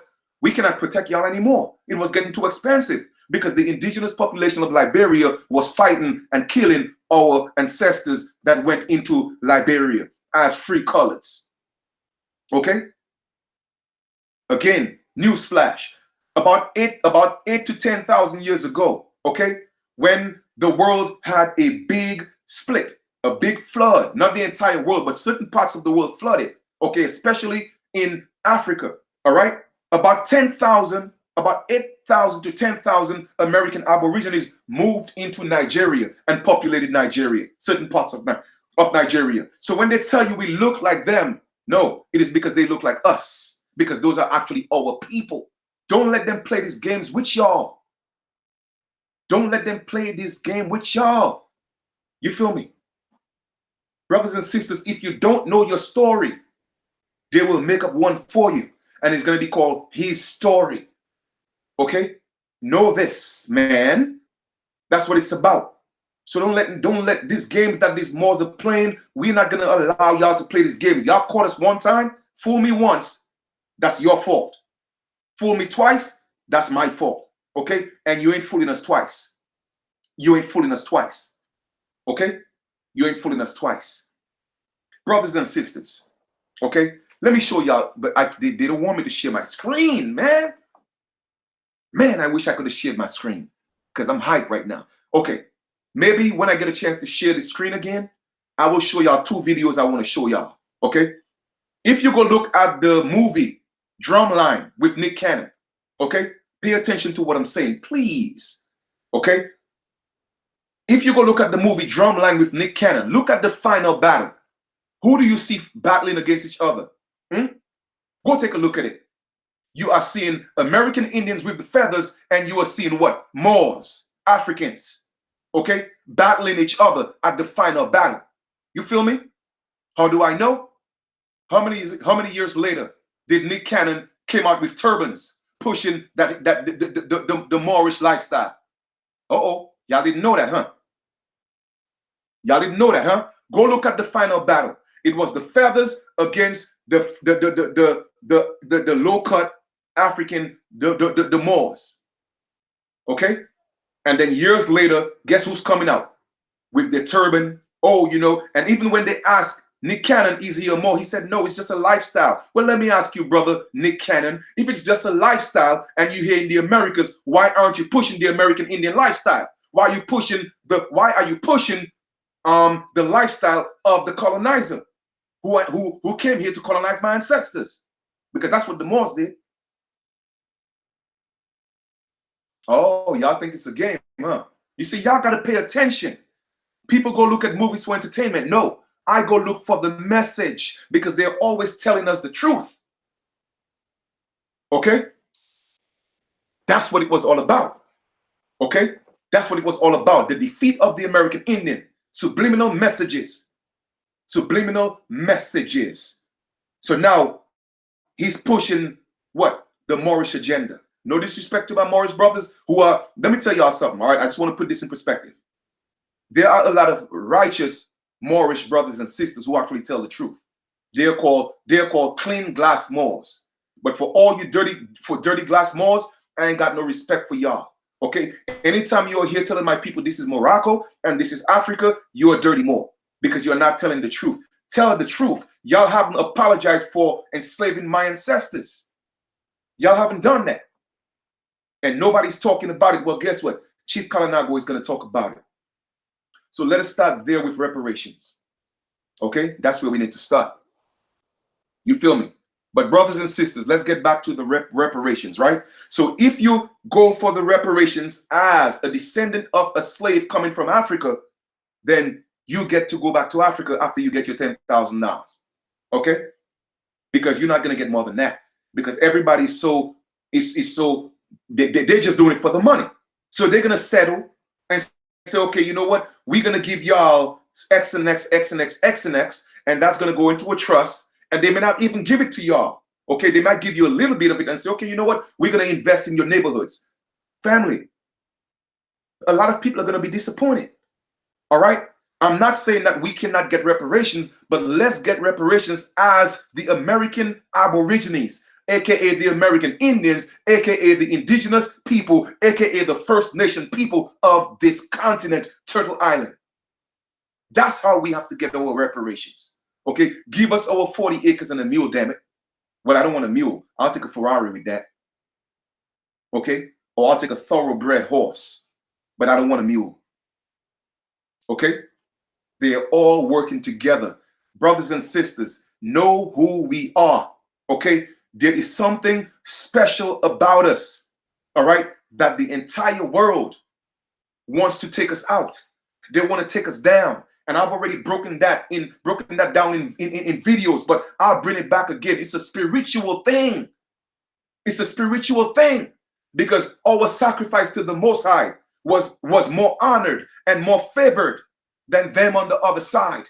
Okay, it's an allegorical story of Cain and Abel. You feel me? Two continents. Okay, that's right. Y'all better recognize. So they could hate this video as much as they can. I'm gonna keep speaking the truth, because I don't want my people to fall into that same trap again. All right? You are not gonna turn this into the Roman Empire. Now, go back where y'all came from and fight y'all fight, okay, to gain back your power. Period. So let us stop blaming everything on the Caucasian man. Now, I'm not saying we have to excuse the Caucasian man. The truth of the matter is, the pale man that's here right now, they are scared, and I'll tell you why. Because they came here as the first slaves. Now, hear what I said. I never said they were the first slaves in this land. Our ancestors were the first slaves. However, the Caucasian man, the pale man, was the first slave on the American continent. But because they were dying out, okay, then the Moors said, okay, you know what? Let's go to Africa and get some of our brothers. And when they went to get them, they didn't kidnap them. Brothers and sisters, don't let anybody fool you. They didn't kidnap them. That's not what they did. Okay? They told them they were the same complexion with them. You see, our people got to think. Think. The Most I gave you a brain to think. Okay? Do you really think 20 Caucasians could go to Africa and get 1 million Mandingo men to come on a slave ship? Huh? Y'all got to be out of your damn mind. Not under the planet, not under the sun. It never happened. I don't care if it was 100 of them. Because back in the days, they didn't have the guns. Okay? Back in the days, they didn't have the ammunition. They got the ammunition right now, and they cannot even take over Africa. Because the Africa is too much African spirituality fighting them and destroying them out there. Okay? So think about it. When they wasn't so colonized with Christianity and all this Islam, okay? And don't get me wrong, let me just make this very clear. Let me digress for a second, all right? I'm not putting down anybody's religion or anybody's beliefs, but I'm just saying that the further you go back into antiquity, the Africans, they were not Muslims, okay? They were not Christians. That was forced on them by these Moors, okay? Y'all have to peep the game. All right, let me fix my my headband. All right. So at the ending of the day, when these Moors went into Africa to get their own brothers, it wasn't the Caucasian man that went. All right. It wasn't the Caucasian man that went. It was their own people that looked like them. And they saw them came all dressed up, looking all fly. You know what I'm saying? They said, listen, man, you know what? We got an opportunity for y'all across the waters. You know, leave your wife, just come, let's go. A lot of these African men were hesitant, but they said, nah, you're my brother. We speak the same language. Let's go. You know, you'll come back in a few years and, you know, you could bring your family. They tricked their own brothers. I mean, some of them were hesitant. Yes, some of them was kidnapped, but the majority of them came on their own free will. They did not come under the disguise of kidnapped slaves. They came as indentured servants looking for opportunity. There is nothing new under the sun. The same thing that's happening today. Okay? They are coming for opportunities. They are coming for opportunities. So they tricked them into coming here of their own free will. Do you really think you could go into Africa and take 1 million Africans and put them on a ship in chains? I don't care if you look like them. It wasn't going to happen. But they sold them the dream. They sold them the dream. And they say, okay, you know what? We are going to come here for the dream. All right? That's why a lot of Africans don't like us, because they know their people was tricked into coming here. Not because they were stolen. Because if they were truly stolen, a lot of Africans would have more respect for us, because they would say it's not our fault. But a lot of them don't like us because they know that their people was tricked into coming here for a better opportunity, and they never saw their family again. So they have a distaste, not for the people, but for the land mass called America. But it just transformed into hating the people. Shall I proceed? Yes, indeed. Okay, exactly. They made promises to them. They sold them dreams. And that's how they came here. They didn't come here in no slave. That's why you can't find this. You can't find the slave ships, because they didn't come here as slaves. Okay, they didn't come here as slaves. You feel me? And that whole story with what's her name? Harriet Tubman. All right, freeing slaves. And another reason why a lot of our people think Jesus is the savior. Let me give y'all one of the real jewels. And that is you can't find that in books. That is oral history that was passed on to me by one of our chief elders. He said, Chief, let me put the Jesus story in perspective for you. One of the reasons why our people think Jesus is the savior is because, okay, when Harriet Tubman was trying to free the slaves, the African slaves on the ground, they had a slave ship named Jesus waiting for them to take them back to Africa. Oh, Chief, you hurting them too bad. Woo! I don't think y'all ready for this. I don't think y'all ready for this. Okay? I don't think y'all ready for this. Okay? Harriet Tubman, on the other side, okay, of that tunnel, she had a slave ship named Jesus. She said, Jesus could save y'all. Jesus is waiting for y'all. And that was transformed into a savior that's coming to save our people that never came. But they didn't believe Harriet Tubman. They didn't believe it. That's why she said, I could have freed 10,000 more if only they knew they were slaves. So they turned that slave ship into a Jesus that's telling you to come save you, when they didn't believe that the slave ship Jesus was waiting for them. So they're still waiting for Jesus. Huh. Man, tell y'all, this is not a game. All right? This is not a game. We ain't playing that. Nope. And I dare any one of them to dispute anything that I say. Okay? Because I've been waiting for 3 weeks for that proof. Prove to me what you tell me. You want me to join you and go tell my people that's who we are? Well, give me the proof. Up to now, I haven't heard from the brother. Not one, hey, how you doing, brother? Nah. But every other day before that, always dropping little information. Hey, Chief, blah, blah, blah, blah, blah, blah, blah. When you realize I can't be bought, you stop sending it because you ain't got no proof. You ain't got no proof because you know damn well our people were not Moors. Okay, I have all the records of when y'all first came here, son. All the records. All of it. So this is another attempt for the rise of the Roman Empire. But it's not going to happen here in the Americas because Rome is fallen. Rome is fallen. You dig? All right? That's just all it is. Rome is fallen. So it's not going to happen here. It's not going to happen here. We ain't going to do that. We're going to do just like what our ancestors did, and we're going to stand up and fight. Period. And the truth of the matter is, y'all never won any wars against us anyway. So, it ain't going to happen. Because guess what?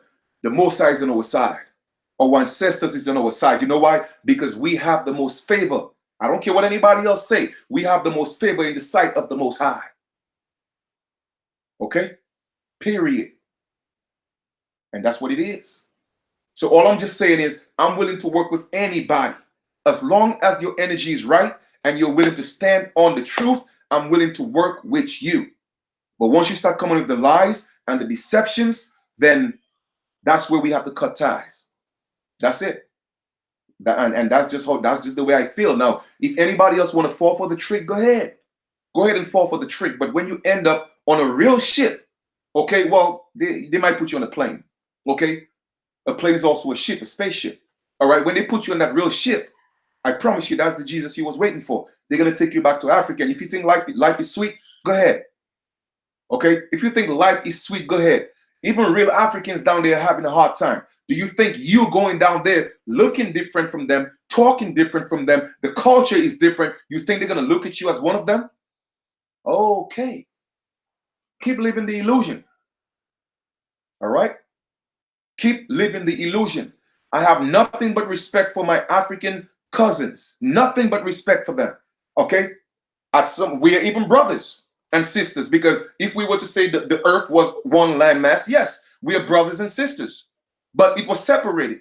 So therefore we are two sisters' children. So y'all are our cousins. I have much respect for y'all, because there are a lot of Africans who are telling the truth, and I have a lot of respect for them. Okay? Because we are all going through the same colonization. So I do want to team up with my African brothers and cousins. Okay, I'm brothers and sisters. I do want to team up with them, but I'm teaming up as who I am. Okay, as who I am, and nobody's gonna take that away from me. I don't care if you say Aboriginal is not a good word. I don't care if you say American Indian is not a good word. I don't care what you say. Okay, call it what you want.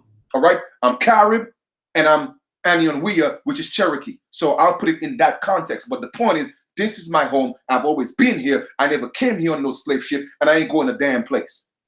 That's it. All right? Because today or tomorrow, guess what? If the United States say, okay, you know what, man? Chief is dropping too much truth, man. You know, we're going to have to send him home. Where are you going to send me? You're going to send me back to Dominica? Guess what? Dominica is in the Americas. That's where I'm from. That's where my family was born. Has always been there. Okay? It has always been there. And even before the first slave ship came to Dominica, I got records that my family was in Dominica. So where they came from then? Where did they come from? Huh? They just mystically appeared in Dominica? No. I'm an original Carib, man. Original. And where did the Caribs came from? The Locono River. And who are the people of the Locono River? You have the Mayans, the original ones. Okay. You have the Egyptians. I'm a direct lineage of that, the original Egypt. I'm a direct blood lineage. So y'all better recognize. And I'm not saying none of that to be cocky. I'm just letting y'all know I know who I am. So if today or tomorrow they say, oh man, this dude is dropping too much truth, we're going to have to send him where he came from. All right, please, give me a one-way ticket. Okay? Give me a one-way ticket, because I don't want to pay for the flight. And I'll be doing videos in Dominica. All right? I will be doing, there you go. I'm Kalinago. You know, Arawak, Carib, the same family, because the Caribs spoke an Arawakan language. The Taínos spoke an Arawakan language. Okay? So I'm just saying, I'm Taíno as well. That's in my blood. So you cannot, don't matter what they do, they cannot take me and send me nowhere else, because the American continent is my home. That's my birthright. That's my pedigree. And that's why they can't take a lot of us out of here, because they know that's where we have always been. Okay? They're going to have to try hard to prove we from somewhere else, and they can't do it. They can't do it. The Olmecs, that's all us. That's all us. And I already told y'all the story about how they end up building a second Egypt. Well, we're going to use the term Egypt. Okay? You know, that's how they end up building Kemet in Africa. Is because the original so-called Egyptians was right here in South America, coming all the way towards the Yucatan, coming all the way towards the Mississippi. Okay, we're talking about parts of Chicago. You feel me? All that was part of the Egyptian empire, the original, the first one, the Egypt of the West. And again, we are using the word Egypt very lightly. Okay, and then Moses. Okay, Moses came from Africa, whether he was Moses or Moshe, whatever his name was, right? He came with 600,000, okay, so-called Israelites to fight the Egyptians. And the war was so fierce that the majority of the Egyptians, they migrated and they moved into that part they call Kemet and created a second Egypt, because that's all they knew. They were builders, and they knew how to build pyramids. You feel me? But the only thing is, the pyramids in the Americas was more sophisticated and older than the ones in Africa, only because they built those first pyramids at their own leisure. But when they ran into Africa because of the war, guess what? They had to build what they knew. So they build those pyramids in haste. That's why a lot of those pyramids are not as complex as the ones here in the Americas. You feel me? So we are definitely the old world. We are part of the old world. Don't let nobody fool y'all. Don't let nobody fool y'all. Okay? And the first so-called Jerusalem is right here in Peru. Okay, at that time there was a city called Heru. Heru. They didn't let you know that Heru was a pharaoh. Okay, and they had so much admiration for him, they named the city after him, Heru. But at that point, they call it Heru with a hyphen, Salem, Salem, and then they changed it to Jerusalem and they put it in the Middle East. Okay, where it has no connections, it doesn't even make sense, but they got people fooling them, telling them that's where the Jerusalem is. Okay, when Christopher Columbus came here, Christopher Columbus knew he was coming to the Holy Land. He didn't just come here. No, that was already planned, strategized. They took years and years, and they sent Moors over here to build with our people because they look like us. Get to know them, learn their culture, learn their language. Family, you think this thing just happened overnight? No. Okay, it didn't happen overnight. The Moors are the Trojan horse. Okay, man, y'all gonna hear some things y'all never heard before. Believe me. Okay, they are the Trojan horse because they came in because they look like us and they learned our language, our culture, and they took it back with maps. All right, maps, because a lot of our people knew the land, so they started giving them little descriptions, and they took it and they went back and they strategized. Okay, you know what? We know who the chiefs are. Okay, we know who the king. Well, their version of king is equivalent to what we call a chief. So they knew who our kings were, all right, and who had the most influence. And Pocahontas' grandfather was one of the major kings who had pulled, okay, who had pulled through a lot of those tribes. So they sent one of their people, okay, to infiltrate and marry Pocahontas. They raped her, okay, and took her to Britain and had a baby named John Rolfe. And then when she was supposed to come back, they killed her, talking about, oh, she died of a natural unknown causes. Yeah, right. No, y'all killed her because if she came back, she would have still be the one to have the throne as the princess. But they killed her and they sent her son, the mulatto, okay? And then he became what? The prince of the Powhatans. Well, the Powhatan, not Powhatans, but the Powhatan. Okay? So we have to know our story. Okay? We have to know our story and put it in perspective and stop allowing these people to fool us with their lies. All we have to do is just know a little bit. Okay? All you have to know is just know a little bit, family. Okay? And trust me, the ancestors will give you the rest. Real talk. Okay? They will give you the rest. And that's how they infiltrated. Because the French trappers knew the only way, even up in Canada, the only way to have ties or get any type of allodial title to the land, they had to marry the matriarchs. Okay? And that's what they did. That's what they did. So now that those children, and I'm going to prove that to y'all, I got another video. Apparently they don't want me to share it, but I'm going to do a part 2 of that. Okay? And I'm going to show you a video of a mulatto talking about the Boule. The Boule are the mulattoes that's running this whole thing right now. Y'all sure y'all ready for this work? I'm not sure if y'all ready for this work, but y'all going to get it. Okay? I have it from the mouth of one of the mulattoes who created all the sororities. And they have a certain organization to keep them from, they call themselves black, but they don't want to associate with so-called black because they are the Boule. They are the ones running all this. Okay? The children of the Moors and the pale man. Okay? They are the ones running all this. But I'm going to drop it for y'all to see it and hear it with your own ears, because I don't want nobody to say, oh, well, Chief Kalinago saying things we can't prove. No, I got it to prove. I got the facts to prove from their own mouth. And I'm going to drop it in another video. Apparently, they ain't trying to let me share this right now. Okay? But I got the video. For real. Okay? So once again, I am not here throwing shade on our light-skinned brothers and sisters. That's not what this is about. But the history got to be told. You see, too many of us focus on people's feelings when the truth have to be told. But when it comes to us, they don't care about our feelings. They're always quick to put us on a slave ship, though. But whenever we start telling the truth, everybody want to get sensitive. And that's a guilt trip. You see, this is already orchestrated. It's already planned.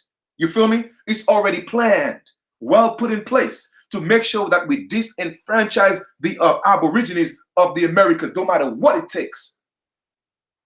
They don't want to see us come back on top. But guess what? Y'all cannot stop it because it is ordained to happen. You feel me? Okay? It is written in the constellations, like I said. You feel me? The Most High is on our side. Our ancestors are on our side. So y'all cannot win. Y'all already took the L. All right? Our people are just waking up slowly but surely. But when y'all wake up the sleeping giants, y'all know what that means. So all I'm just saying is the gig is over, man. It's over. There don't need to be bloodshed. But because in y'all nature, okay, y'all so used to conquering. That is your nature. You can't help it. And it's the same thing I told y'all before, the yin and the yang, the good and the bad, the God and the devil. You see what I'm saying? We are the God seed. And these people, they came straight from the devil, man. Don't let them fool you. And I'm saying these people, so y'all read that whichever way you want. I'm not calling anybody, particularly the devil, but anybody who is against righteousness, anybody who's against the original people, they are the devils. Period. And I'm gonna stand on that. So here goes the yin and the yang. So as above, so is below. That's what it's about. So believe me, there is going to be resistance. But at the ending of the day, we are not going to lose. All we are doing right now is stepping into our greatness. That's it. But we have to do it together. We have to do it together because we need the foresight, okay, of our women. And we need the physical strength of our men. When we put that together, oh man, guess what? It's the rising of the American Aboriginal gods. Okay? They can't stop that. Oh, the separation will take place. The more we come together, the more they're going to separate themselves. Okay? And they're going to start showing their true colors. And then we're going to be like, hold up. I thought we were all the same. Y'all fighting us now? Oh, okay. So I guess everything Chief was talking about, he right, huh? Okay. So all I'm just saying is, let's continue to do what we are doing. You feel me? I know they're watching. I'm cool with that because I'm planting these seeds. I'm planting these seeds. All right. So I know no matter what happens, my words and my voice and my energy will live on forever because I'm living my purpose. I'm playing my part. And like I said, when it's time to transcend, okay, I know the ancestors are going to embrace me, man, and say, son, you did well. We are proud of you. You know, but we have a little question for you. Do you want to go back and whoop some ass? And I'll be like, my ancestors, it's all pleasure. Okay? Send me back. But this time I want to come back as a superhero. All right? Already all ascended. You know what I'm saying? Walking on water, flying. Be like, oh man, yo, it's a bird. No, it's a, hold up. What they call him? It's a drone. Nah, no, it's Chief. You know what I mean? No, man, I'm coming back. I'm coming back with the eagle wings. All right? Flying through. Coming to just scoop them up. That's it. You feel me? So what they're trying to do now, because they know we stepping up into the higher consciousness, what they're gonna do? They're gonna 4G is not enough. And let me tell y'all something, y'all gonna realize what's going on, right? You're gonna see your phones are gonna start having problems with 4G. Okay, no matter what area you go in, you're gonna see that your phone, all right, is gonna struggle with the 4G. Sometimes it's even gonna go down to 2G because they want to make sure that you start complaining about the 4G to bring in the 5G with more radiation because they have to do everything by your consent. You see, people don't realize that they cannot do these things against your free will. Everything is voluntary, brothers and sisters. Okay, it's a contract. 4G, 5G, they are all contracts. And they cannot do it without you, without your consent. You have to acquiesce. Okay? So what they're doing, they're going to make sure that the 4Gs is going to start having problems. And all of a sudden, oh, well, you need 5G. Well, in less than 0.0 point something seconds, you could download big files and everybody, oh, we love this technology. We love this artificial intelligence, when the truth of the matter is we have the original intelligence in us, but we want to do everything artificially. Why do you think you are the walking dead? And I'm not talking about those of you on here, okay? I'm talking about the majority of the people. Okay, they're the walking dead. They're the walking dead. You feel me? We don't fall into this trap, period. We have the ability, okay, to communicate with each other telepathically, man. That's what these people do. That's how they control things, okay? They give you little toys and gadgets that they think you cannot do without, okay? You look at it as a necessity. Oh, I can't. I know people who, if they forget their phone, okay, they would catch a fit. They would lose their mind. You feel me? If they lost their phone. That is because they're addicted to that artificial intelligence. But my brothers and sisters, we have the original intelligence in us. Okay? We step up our frequency. We will be able to communicate with each other without even talking. And that's what they're afraid of. That's why they have to keep us distracted. Give them TV, give them sports, give them football, give them basketball. Let's make it hard on them. So the mother got to work 47 jobs. The father got to work 75 jobs. But at the same time, let us make sure that he cannot afford to take care of his family. So what he got to do? Let us put drugs in the neighborhood. So he got to go sell drugs because the mother is putting pressure on him. Or you ain't shit because you ain't taking care of your family. Well, mama, guess what, mother? They're not giving us jobs. They're giving it to y'all. So that they're taking the pants away from us and they're giving it to you. But you don't realize the game that's being played. So now you are telling me, oh, I cannot take care of my family, right? So I ain't shit. So now I got to go prove to you that I am shit. So I got to go out there in the streets and hustle and do things that's unethical, that's hurting my people, selling drugs to my people. I get arrested. I go to jail. And now, oh, you're so proud to be a single mom because on Father's Day, you want to be the mother and the father at the same time. I don't condone this bullshit. I don't. Granted, there are fathers, okay, who literally don't do the right thing. I get that. I don't want nobody to come and give me no flack. But we have to look at the overall agenda. That's what we got to look at. Okay? If y'all ain't ready for this real work, then y'all could start disliking the video right now.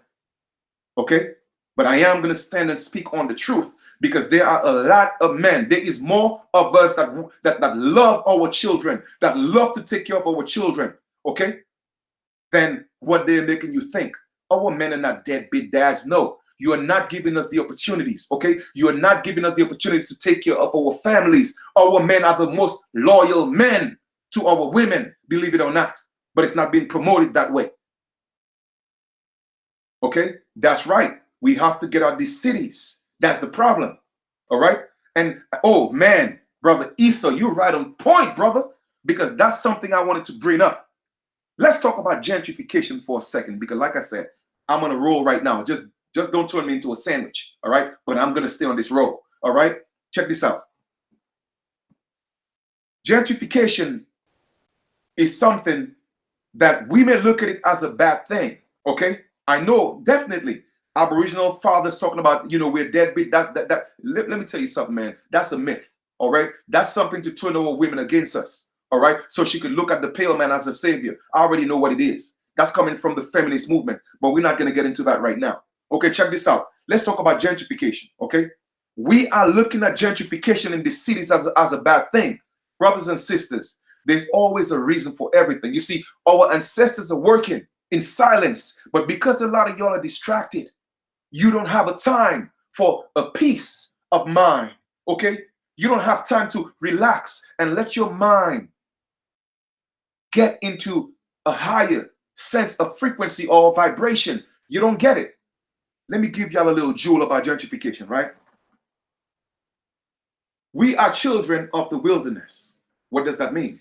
We lived among the trees. All right. The trees was our rock. and we was the rock for the trees. Okay, we had this symbiotic relationship. Okay, we spoke to the trees spoke to us. That's real talk. If you don't believe me, go look at Avatar, because that's our story. It didn't happen in Africa. Don't let nobody fool you. It happened right here. That's number one. Number two, our ancestors are putting gentrification in place for so long, but y'all don't get it because they want y'all to know, get out of the cities, go back to the wilderness. All right, nobody's saying you gotta, you gotta walk around like Tarzan and Jane butt naked. We're not saying that. Okay, but what they are telling us is this: go back to the land, go back to the trees, go back to the water. That's where you will flourish the most. Okay, that's when you will step into your higher consciousness and talk to nature and let nature do the work for you. Okay, because you cannot fight this physical fight right now. You're not going to win. However, if you get nature on your side, she will do the work for you. But we want to know, we want to be cramped up in the cities. Oh no, I want to stay among them. Oh, I want to be like the Joneses. Oh, I want to pay rent $2,500 a month for a little box in Brooklyn. Y'all think it's a game, huh? Y'all think it's a game? Let me tell y'all something. If y'all don't want to learn, y'all gonna learn the hard way. If y'all want to stay in the cities and perish with the rest of them, guess what? You will perish like the rest of them. Okay? Our ancestors and the Most High, they're warning y'all, leave these crowded cities alone. Okay? You see what these Jews are doing in Brooklyn, in Manhattan, in the Bronx, in Queens? Okay? Every little corner, what they're doing. They're shutting everything. They're even closing churches down to build apartment buildings, kicking out our people. Okay? But our people still keep fighting. No. Take the bread. Go ahead, sell the crib. Take the bread. Go get some land. Let's go back to the land. Because you see what? When we go back to the land, that's when we are most strongest. Because we are in our elements. Okay? We are in our elements. Why do you think they call us savages? Because when they came into the land, okay, we were the children of the highlands, the most high, because we were on high. Let me give y'all another jewel. Okay? Let me give y'all another jewel. When they built all these bridges, okay, all these tall skyscrapers back in the days, do you think it was the Africans who built it? No, it wasn't the Africans, because the Africans were actually on low land. It was the American Aborigine, because we were so high, we didn't mind the heights. Man, y'all sure y'all ready for this work? Man, listen, man. I'm not sure y'all ready for this work. Y'all sure y'all ready for this work? Okay, it wasn't no African slaves who built all these big bridges, all these tall buildings. No, it was the American Aborigines, because we were already living on high in big trees, trees that were literally almost touching the heavens.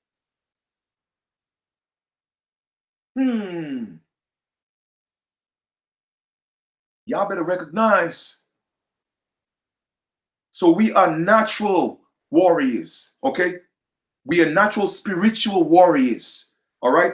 And that's when we flourish, because they couldn't beat us in those trees. They couldn't find us in those trees. So what they had to do, let me give y'all another jewel. Let me give y'all another jewel, okay?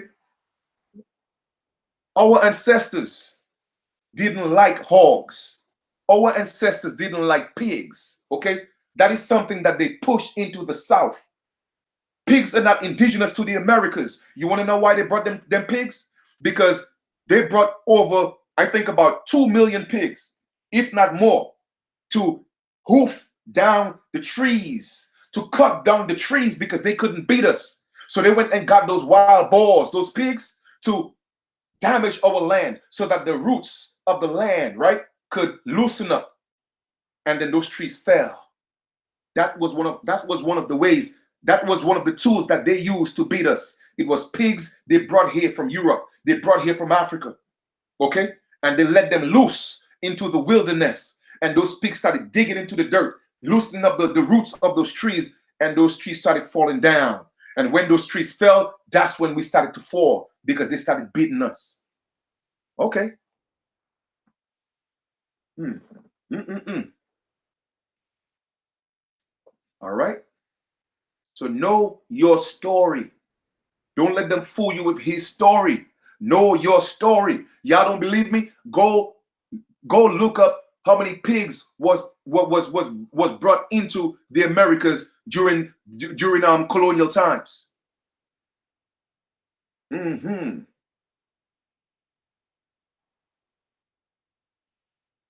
Can you talk about the petrified trees and mountains? I'm not sure, sis. I'm not sure, exactly what you're talking about. But if you have any knowledge on that, and you would like to come on and talk about it, you're more than welcome. As a matter of fact, we're doing a build, the matriarch build, tomorrow. Oh, which reminds me, okay, we're doing the matriarch build tomorrow. So any of the matriarchs who would like to be a part of the build, please do me a favor and send me an email, okay? My email is gonna be on the link below. All right, after this video, all right, I think I put it in the link. Send me an email, let me know you would like to be on the live tomorrow, building with the matriarchs, okay? The time is 6 p.m. Eastern time. All right. So you're more than welcome. Like I said, this is about togetherness, and I want our sisters to have a platform where they could just have the platform to talk and build, learn to work with each other, learn to love each other. That's what I'm promoting, man. That's what I'm promoting. So please, if you guys want to be a part of the matriarch build tomorrow at 6 p.m. Eastern time, okay, send me an email. I'll let y'all do y'all thing. All right, I'll let y'all do your thing. I'll pop in and out, but I'm just gonna set it up for y'all, and y'all could go ahead and do your thing. As a matter of fact, I'll try to see if I could just let a sister host it, and y'all could just do y'all. All right, y'all could just do y'all. All right, but definitely we got a lot of work to do, man. We got a lot of work to do. So in conclusion, I'm gonna say this, right? I just want us to stay focused. It is not gonna take a lot of us to do this. What you have to realize is this, right? Even if it's like brother Amos said earlier, and I thank him for coming on as a guest to tell his truth, right? um it's not going to take a lot of us, because what you have to realize is that truth is very contagious. All right, truth is very contagious, and once you see you are doing the right thing, it doesn't matter how many seeds you plant in the ground on fertile soil, it is going to grow. All right. So this is going to grow. It's growing. Okay. And a lot of our people are going to catch that bug. But it's going to be a beautiful bug, because we are teaching who we are. We are teaching our story. The majority of them heard something already. Right now, what we are doing, we are just literally just sprinkling them with some of that aboriginal water. Aboriginal water. All right. So stop going to these churches and being sprinkled with church water. All right. Let us come into our midst. Let us sprinkle you with this aboriginal water. That is the real holy water. Okay. Let you catch that the aboriginal ghost. Because speaking in tongues is our own, is our language. That's our thing. All right. Don't let them make you think that's a Christian thing. No, it's our thing. Okay. Know that. All right. So I'm just letting you know that. All right. Man, we have pyramids. I mean, we have pyramids right here actually in the United States. I know there are a few mounds, that I have visited personally. All right, but I definitely one of the one trip. I'm gonna take a few trips, right? And definitely a few of them gotta be in South America, because I gotta go experience the feeling of these pyramids myself. So I'm definitely gonna take a trip soon to South America to go visit some of these pyramids. And of course, y'all know I'm going to be doing a live. I'm saying, hey, this is Chief Kalinago. I'm at the pyramid of such and such, and blah, blah, blah, blah. But yeah, man, I'm looking forward to that. I can't wait. I can't wait. You feel me? So it's a beautiful time. It's a beautiful time. It's a beautiful time. All right. So I just want you guys to know, man, I appreciate, love you guys for taking the time to be a part of the build. And I'm not here to put out no hate. I don't hate nobody. Okay. I just want to make that clear. But I just want the truth to be told. All right. I just want the truth to be told. I don't hate nobody. I don't dislike people. I just dislike the fact that what they're doing to us is not right. Okay. I don't like the fact what they're doing to us is not right.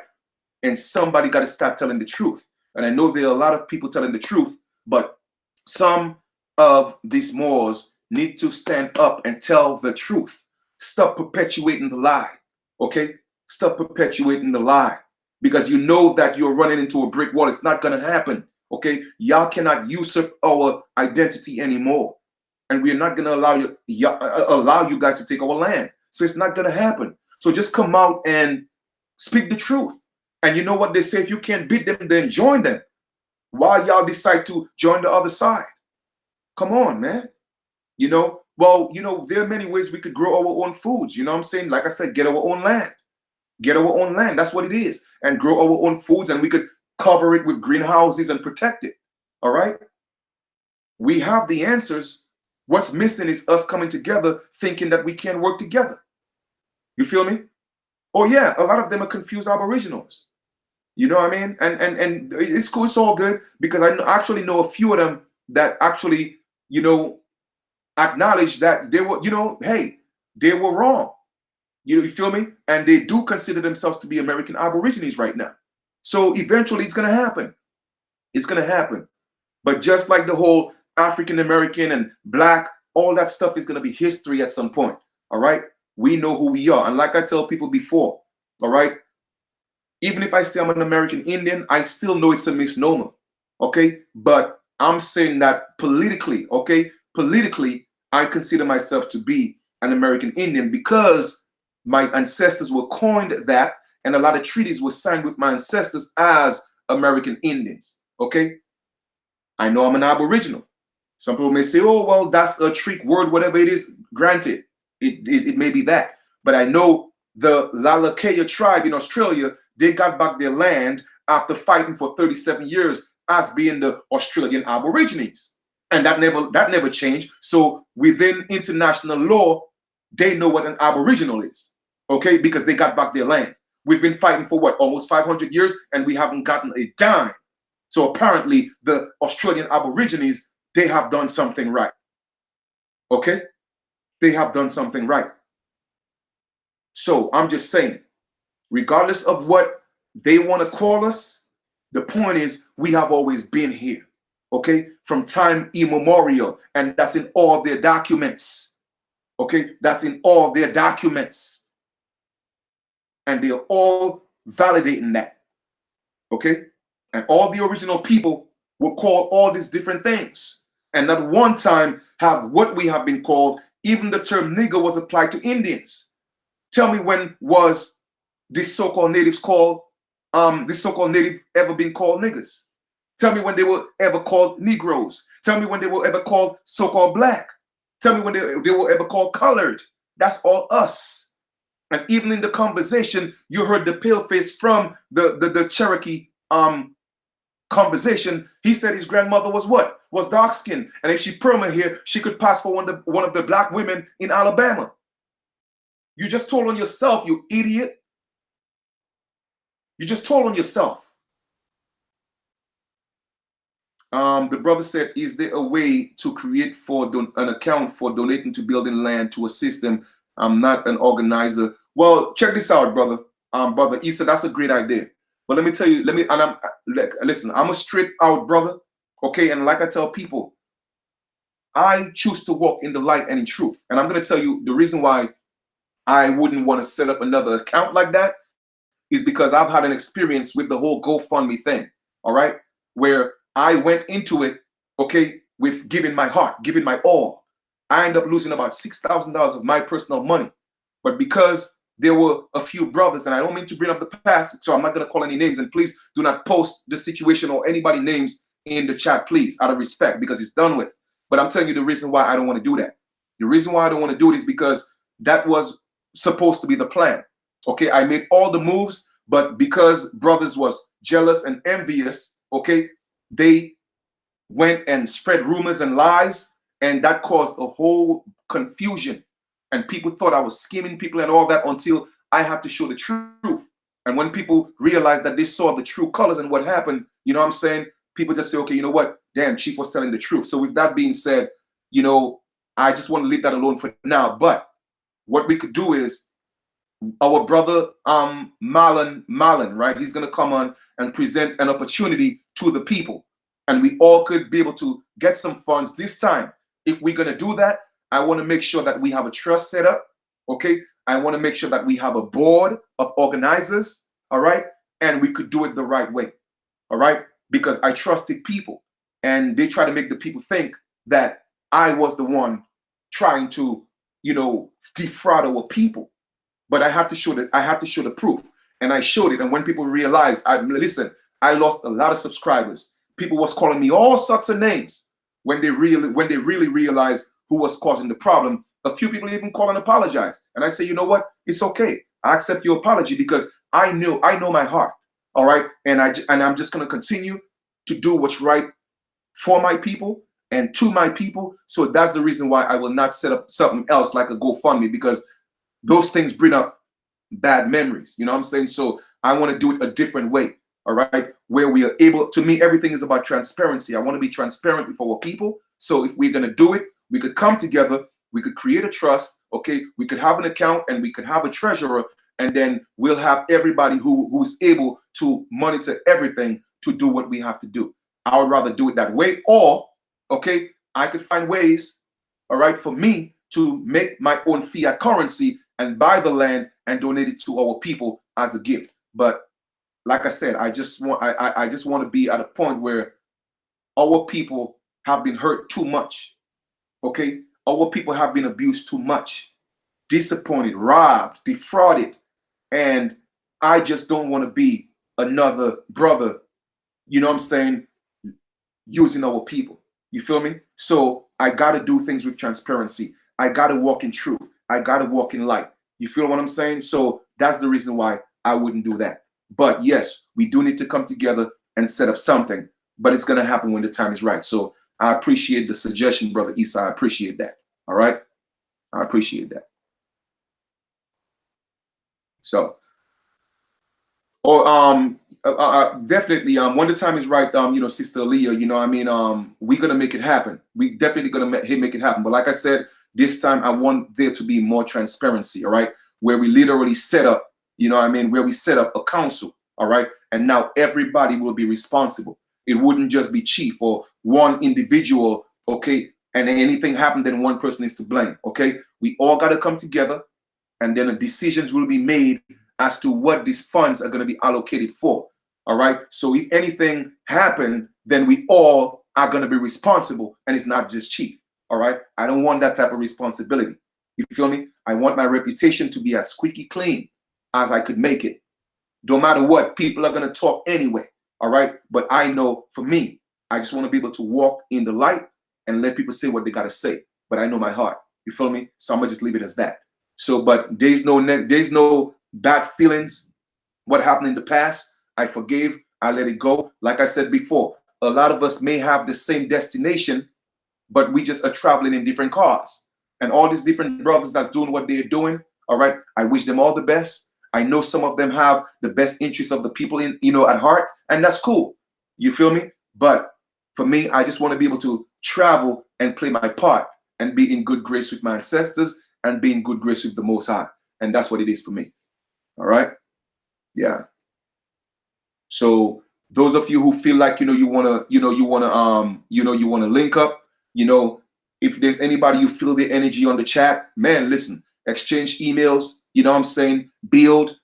Once again, my email is in the link below for those of you who want to reach out. Okay. And I always reach out to my peoples. All right. Brother A just came on, and guess what? He just hit me up 2 days ago. When I went to check my email, that was the first one that came up. I said, you know what? Let me hit him up immediately. All right. So with that being said, that's how we do that. It's about us connecting. You know what I mean?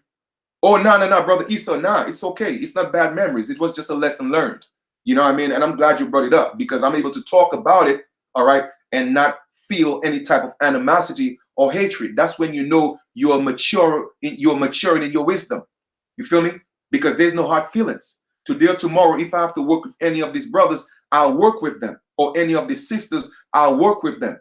But I just got to work with them at a certain pace and a certain distance, because I don't want to repeat the errors of the past, so to speak. All right. I took a big L and nobody knew that. You know what I mean? But I just say, you know what? It is what it is. and it's time to move on. So it wasn't no bad memories. It was just an experience, and I learned the lesson.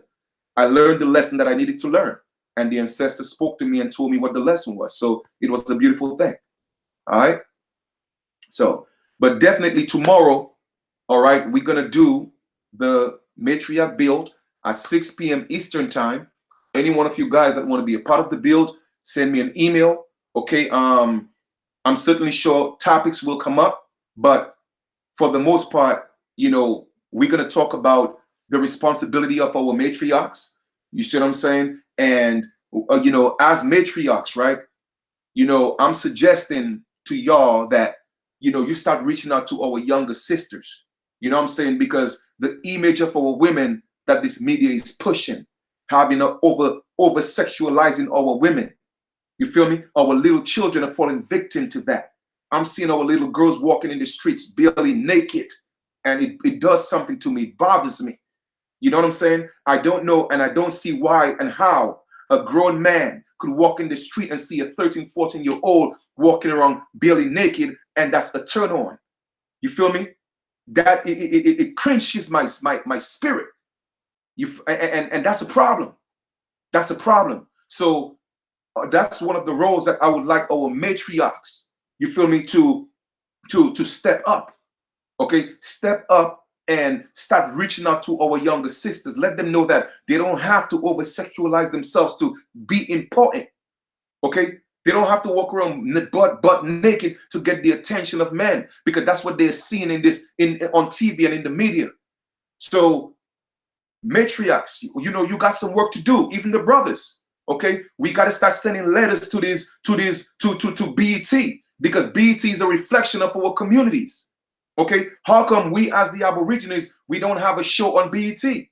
Why is that?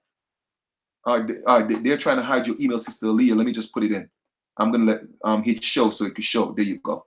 Okay, how is that we don't have a platform on BET where we are talking about our Aboriginal culture?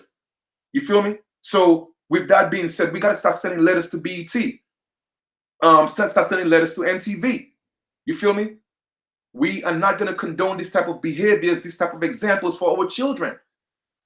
Come on. Now, we at some point, we have to take on the responsibility. It's our fault. Okay? It's our fault. And that's what we have to do. We cannot just allow these things to happen and blame BET. No, because we are the ones watching it. Well, not me. I don't watch BET, but I'm just saying. Okay? I don't watch the awards. I don't do none of that because I don't like what they stand for. Okay, I don't like what they stand for. They are doing more harm to our people than good.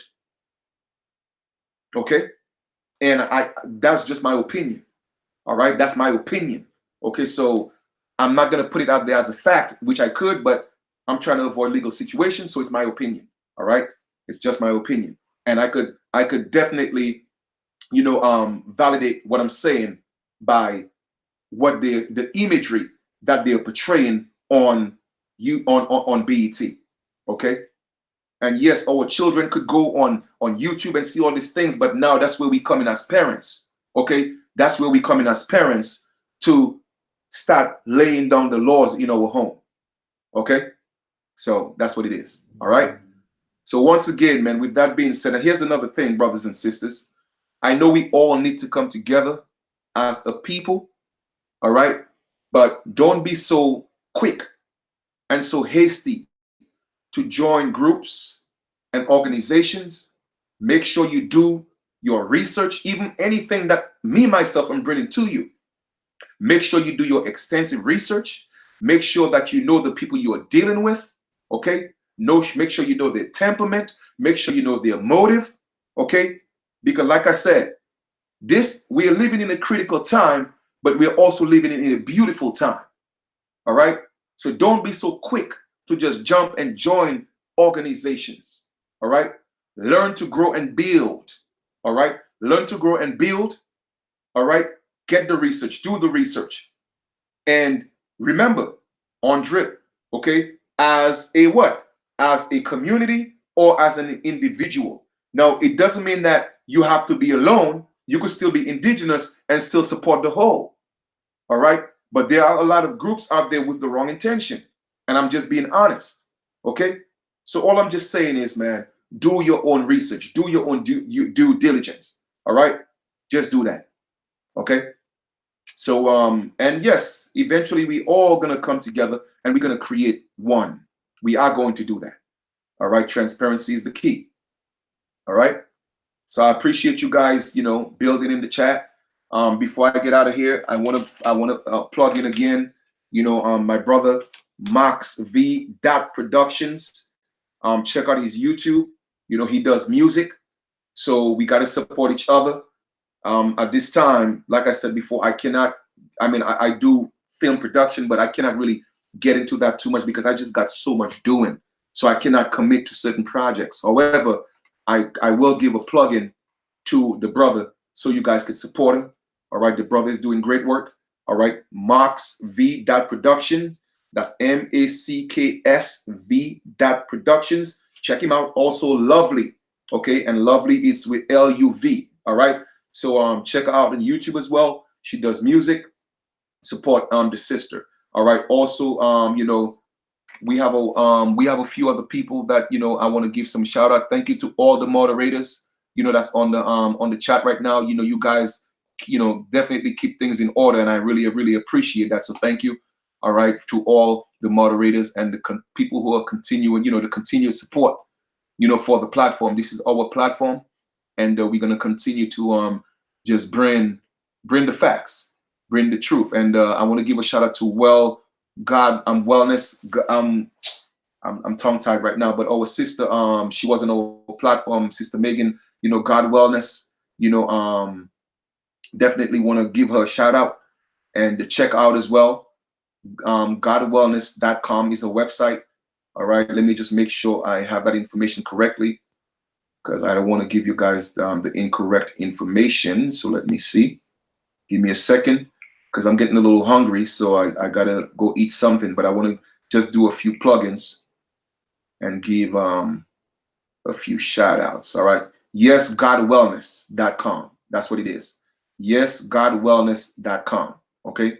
So go ahead, check out our sister. She was on the platform talking about the yoni steam bath.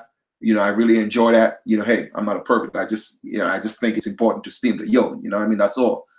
But yeah, go check her out as well, and you can check out her Instagram. Do me a favor, guys. Check out my Instagram. Chief Kalinago Flying Eagle. I post pictures. I post information on there as well. For quick bills. So hit me up on Instagram, Chief Kalinago Flying Eagle. Also, my Facebook is Kalinago Flying Eagle.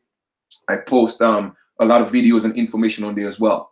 All right. So thank you to each and every one of you for supporting the super chat. It means a lot because like I said, man, it takes a lot of work and energy to do the things that we do. So I encourage each and every one of you to continue to support not just me, but other brothers and sisters who are doing the same thing.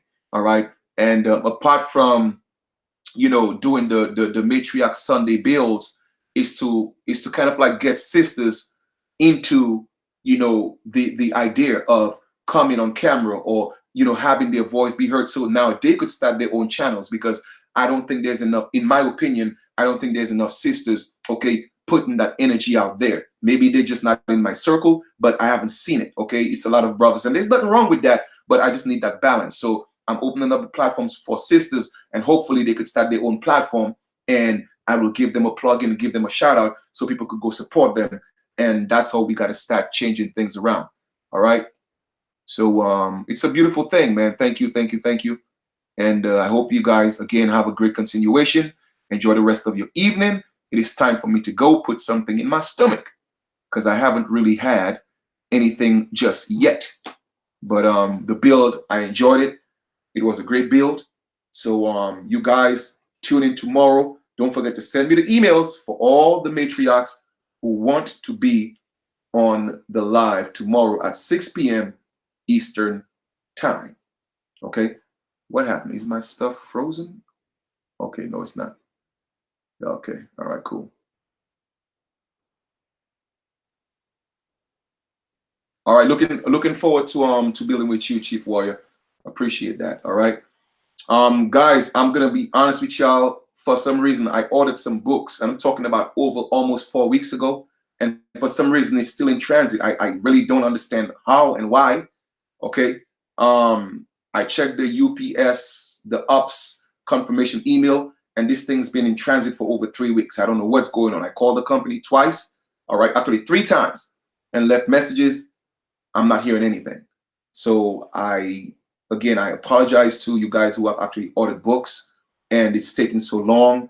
I'm just thinking of literally refunding people who actually paid for books and they're waiting for so long. That's just the next thing I'm gonna have to do, because I don't want people to and not that they're gonna assume or think that they pay for books and they're not gonna get it, but I just want to, people may have things to do with their money, so I think I'm just gonna refund those people, and when the books get here, then they'll able to get it again.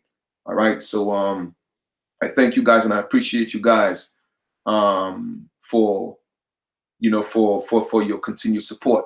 Yeah, because I never had any problems, with the company, and it's showing that it's in transit, so it showed that it left, the press, but I paid for what? I paid for 5 to 10 days, so it shouldn't take a month to get here.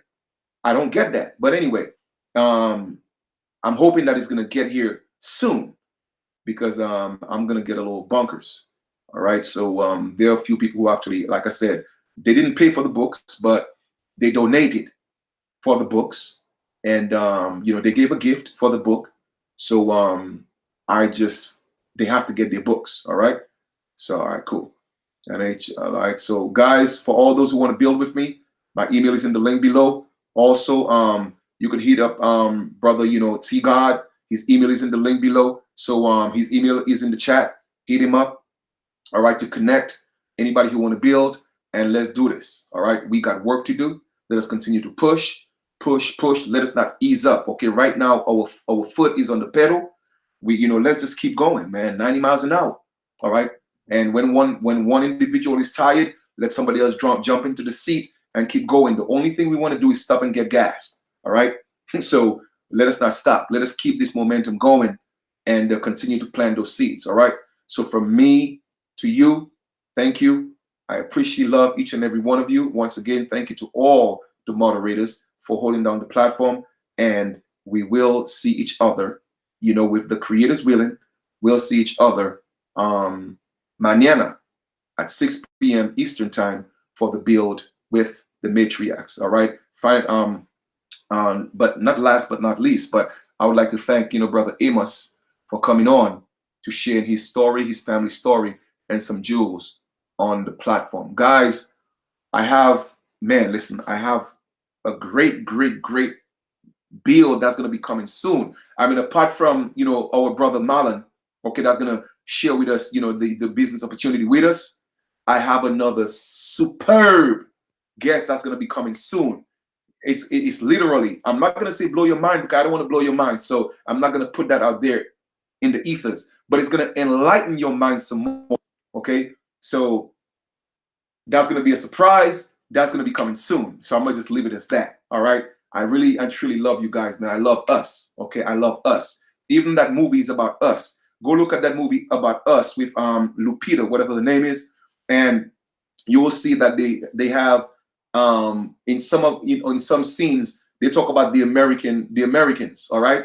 And if you look at the movie really well, it's actually talking about us and who we are. All right. It's like a version of us, okay, telling ourselves a version of us. Like a version of us is a horror to another version of us. In other words, we are destroying ourselves. It's deep. Go look at it again. You know what I'm saying? And y'all will see what I'm talking about. But it's about us finding ourselves. So they know we here. All right? They know. All we have to do now is just come together. For those of us who could come together and work together, because not everybody's going to work together. All right? But there is enough of us that's going to come together, synergize, and build and do what we got to do. You feel me? The movie is called Us with Lupita. Okay, just us, US, us. Thank you, Onyx Summer Rising, for that. All right.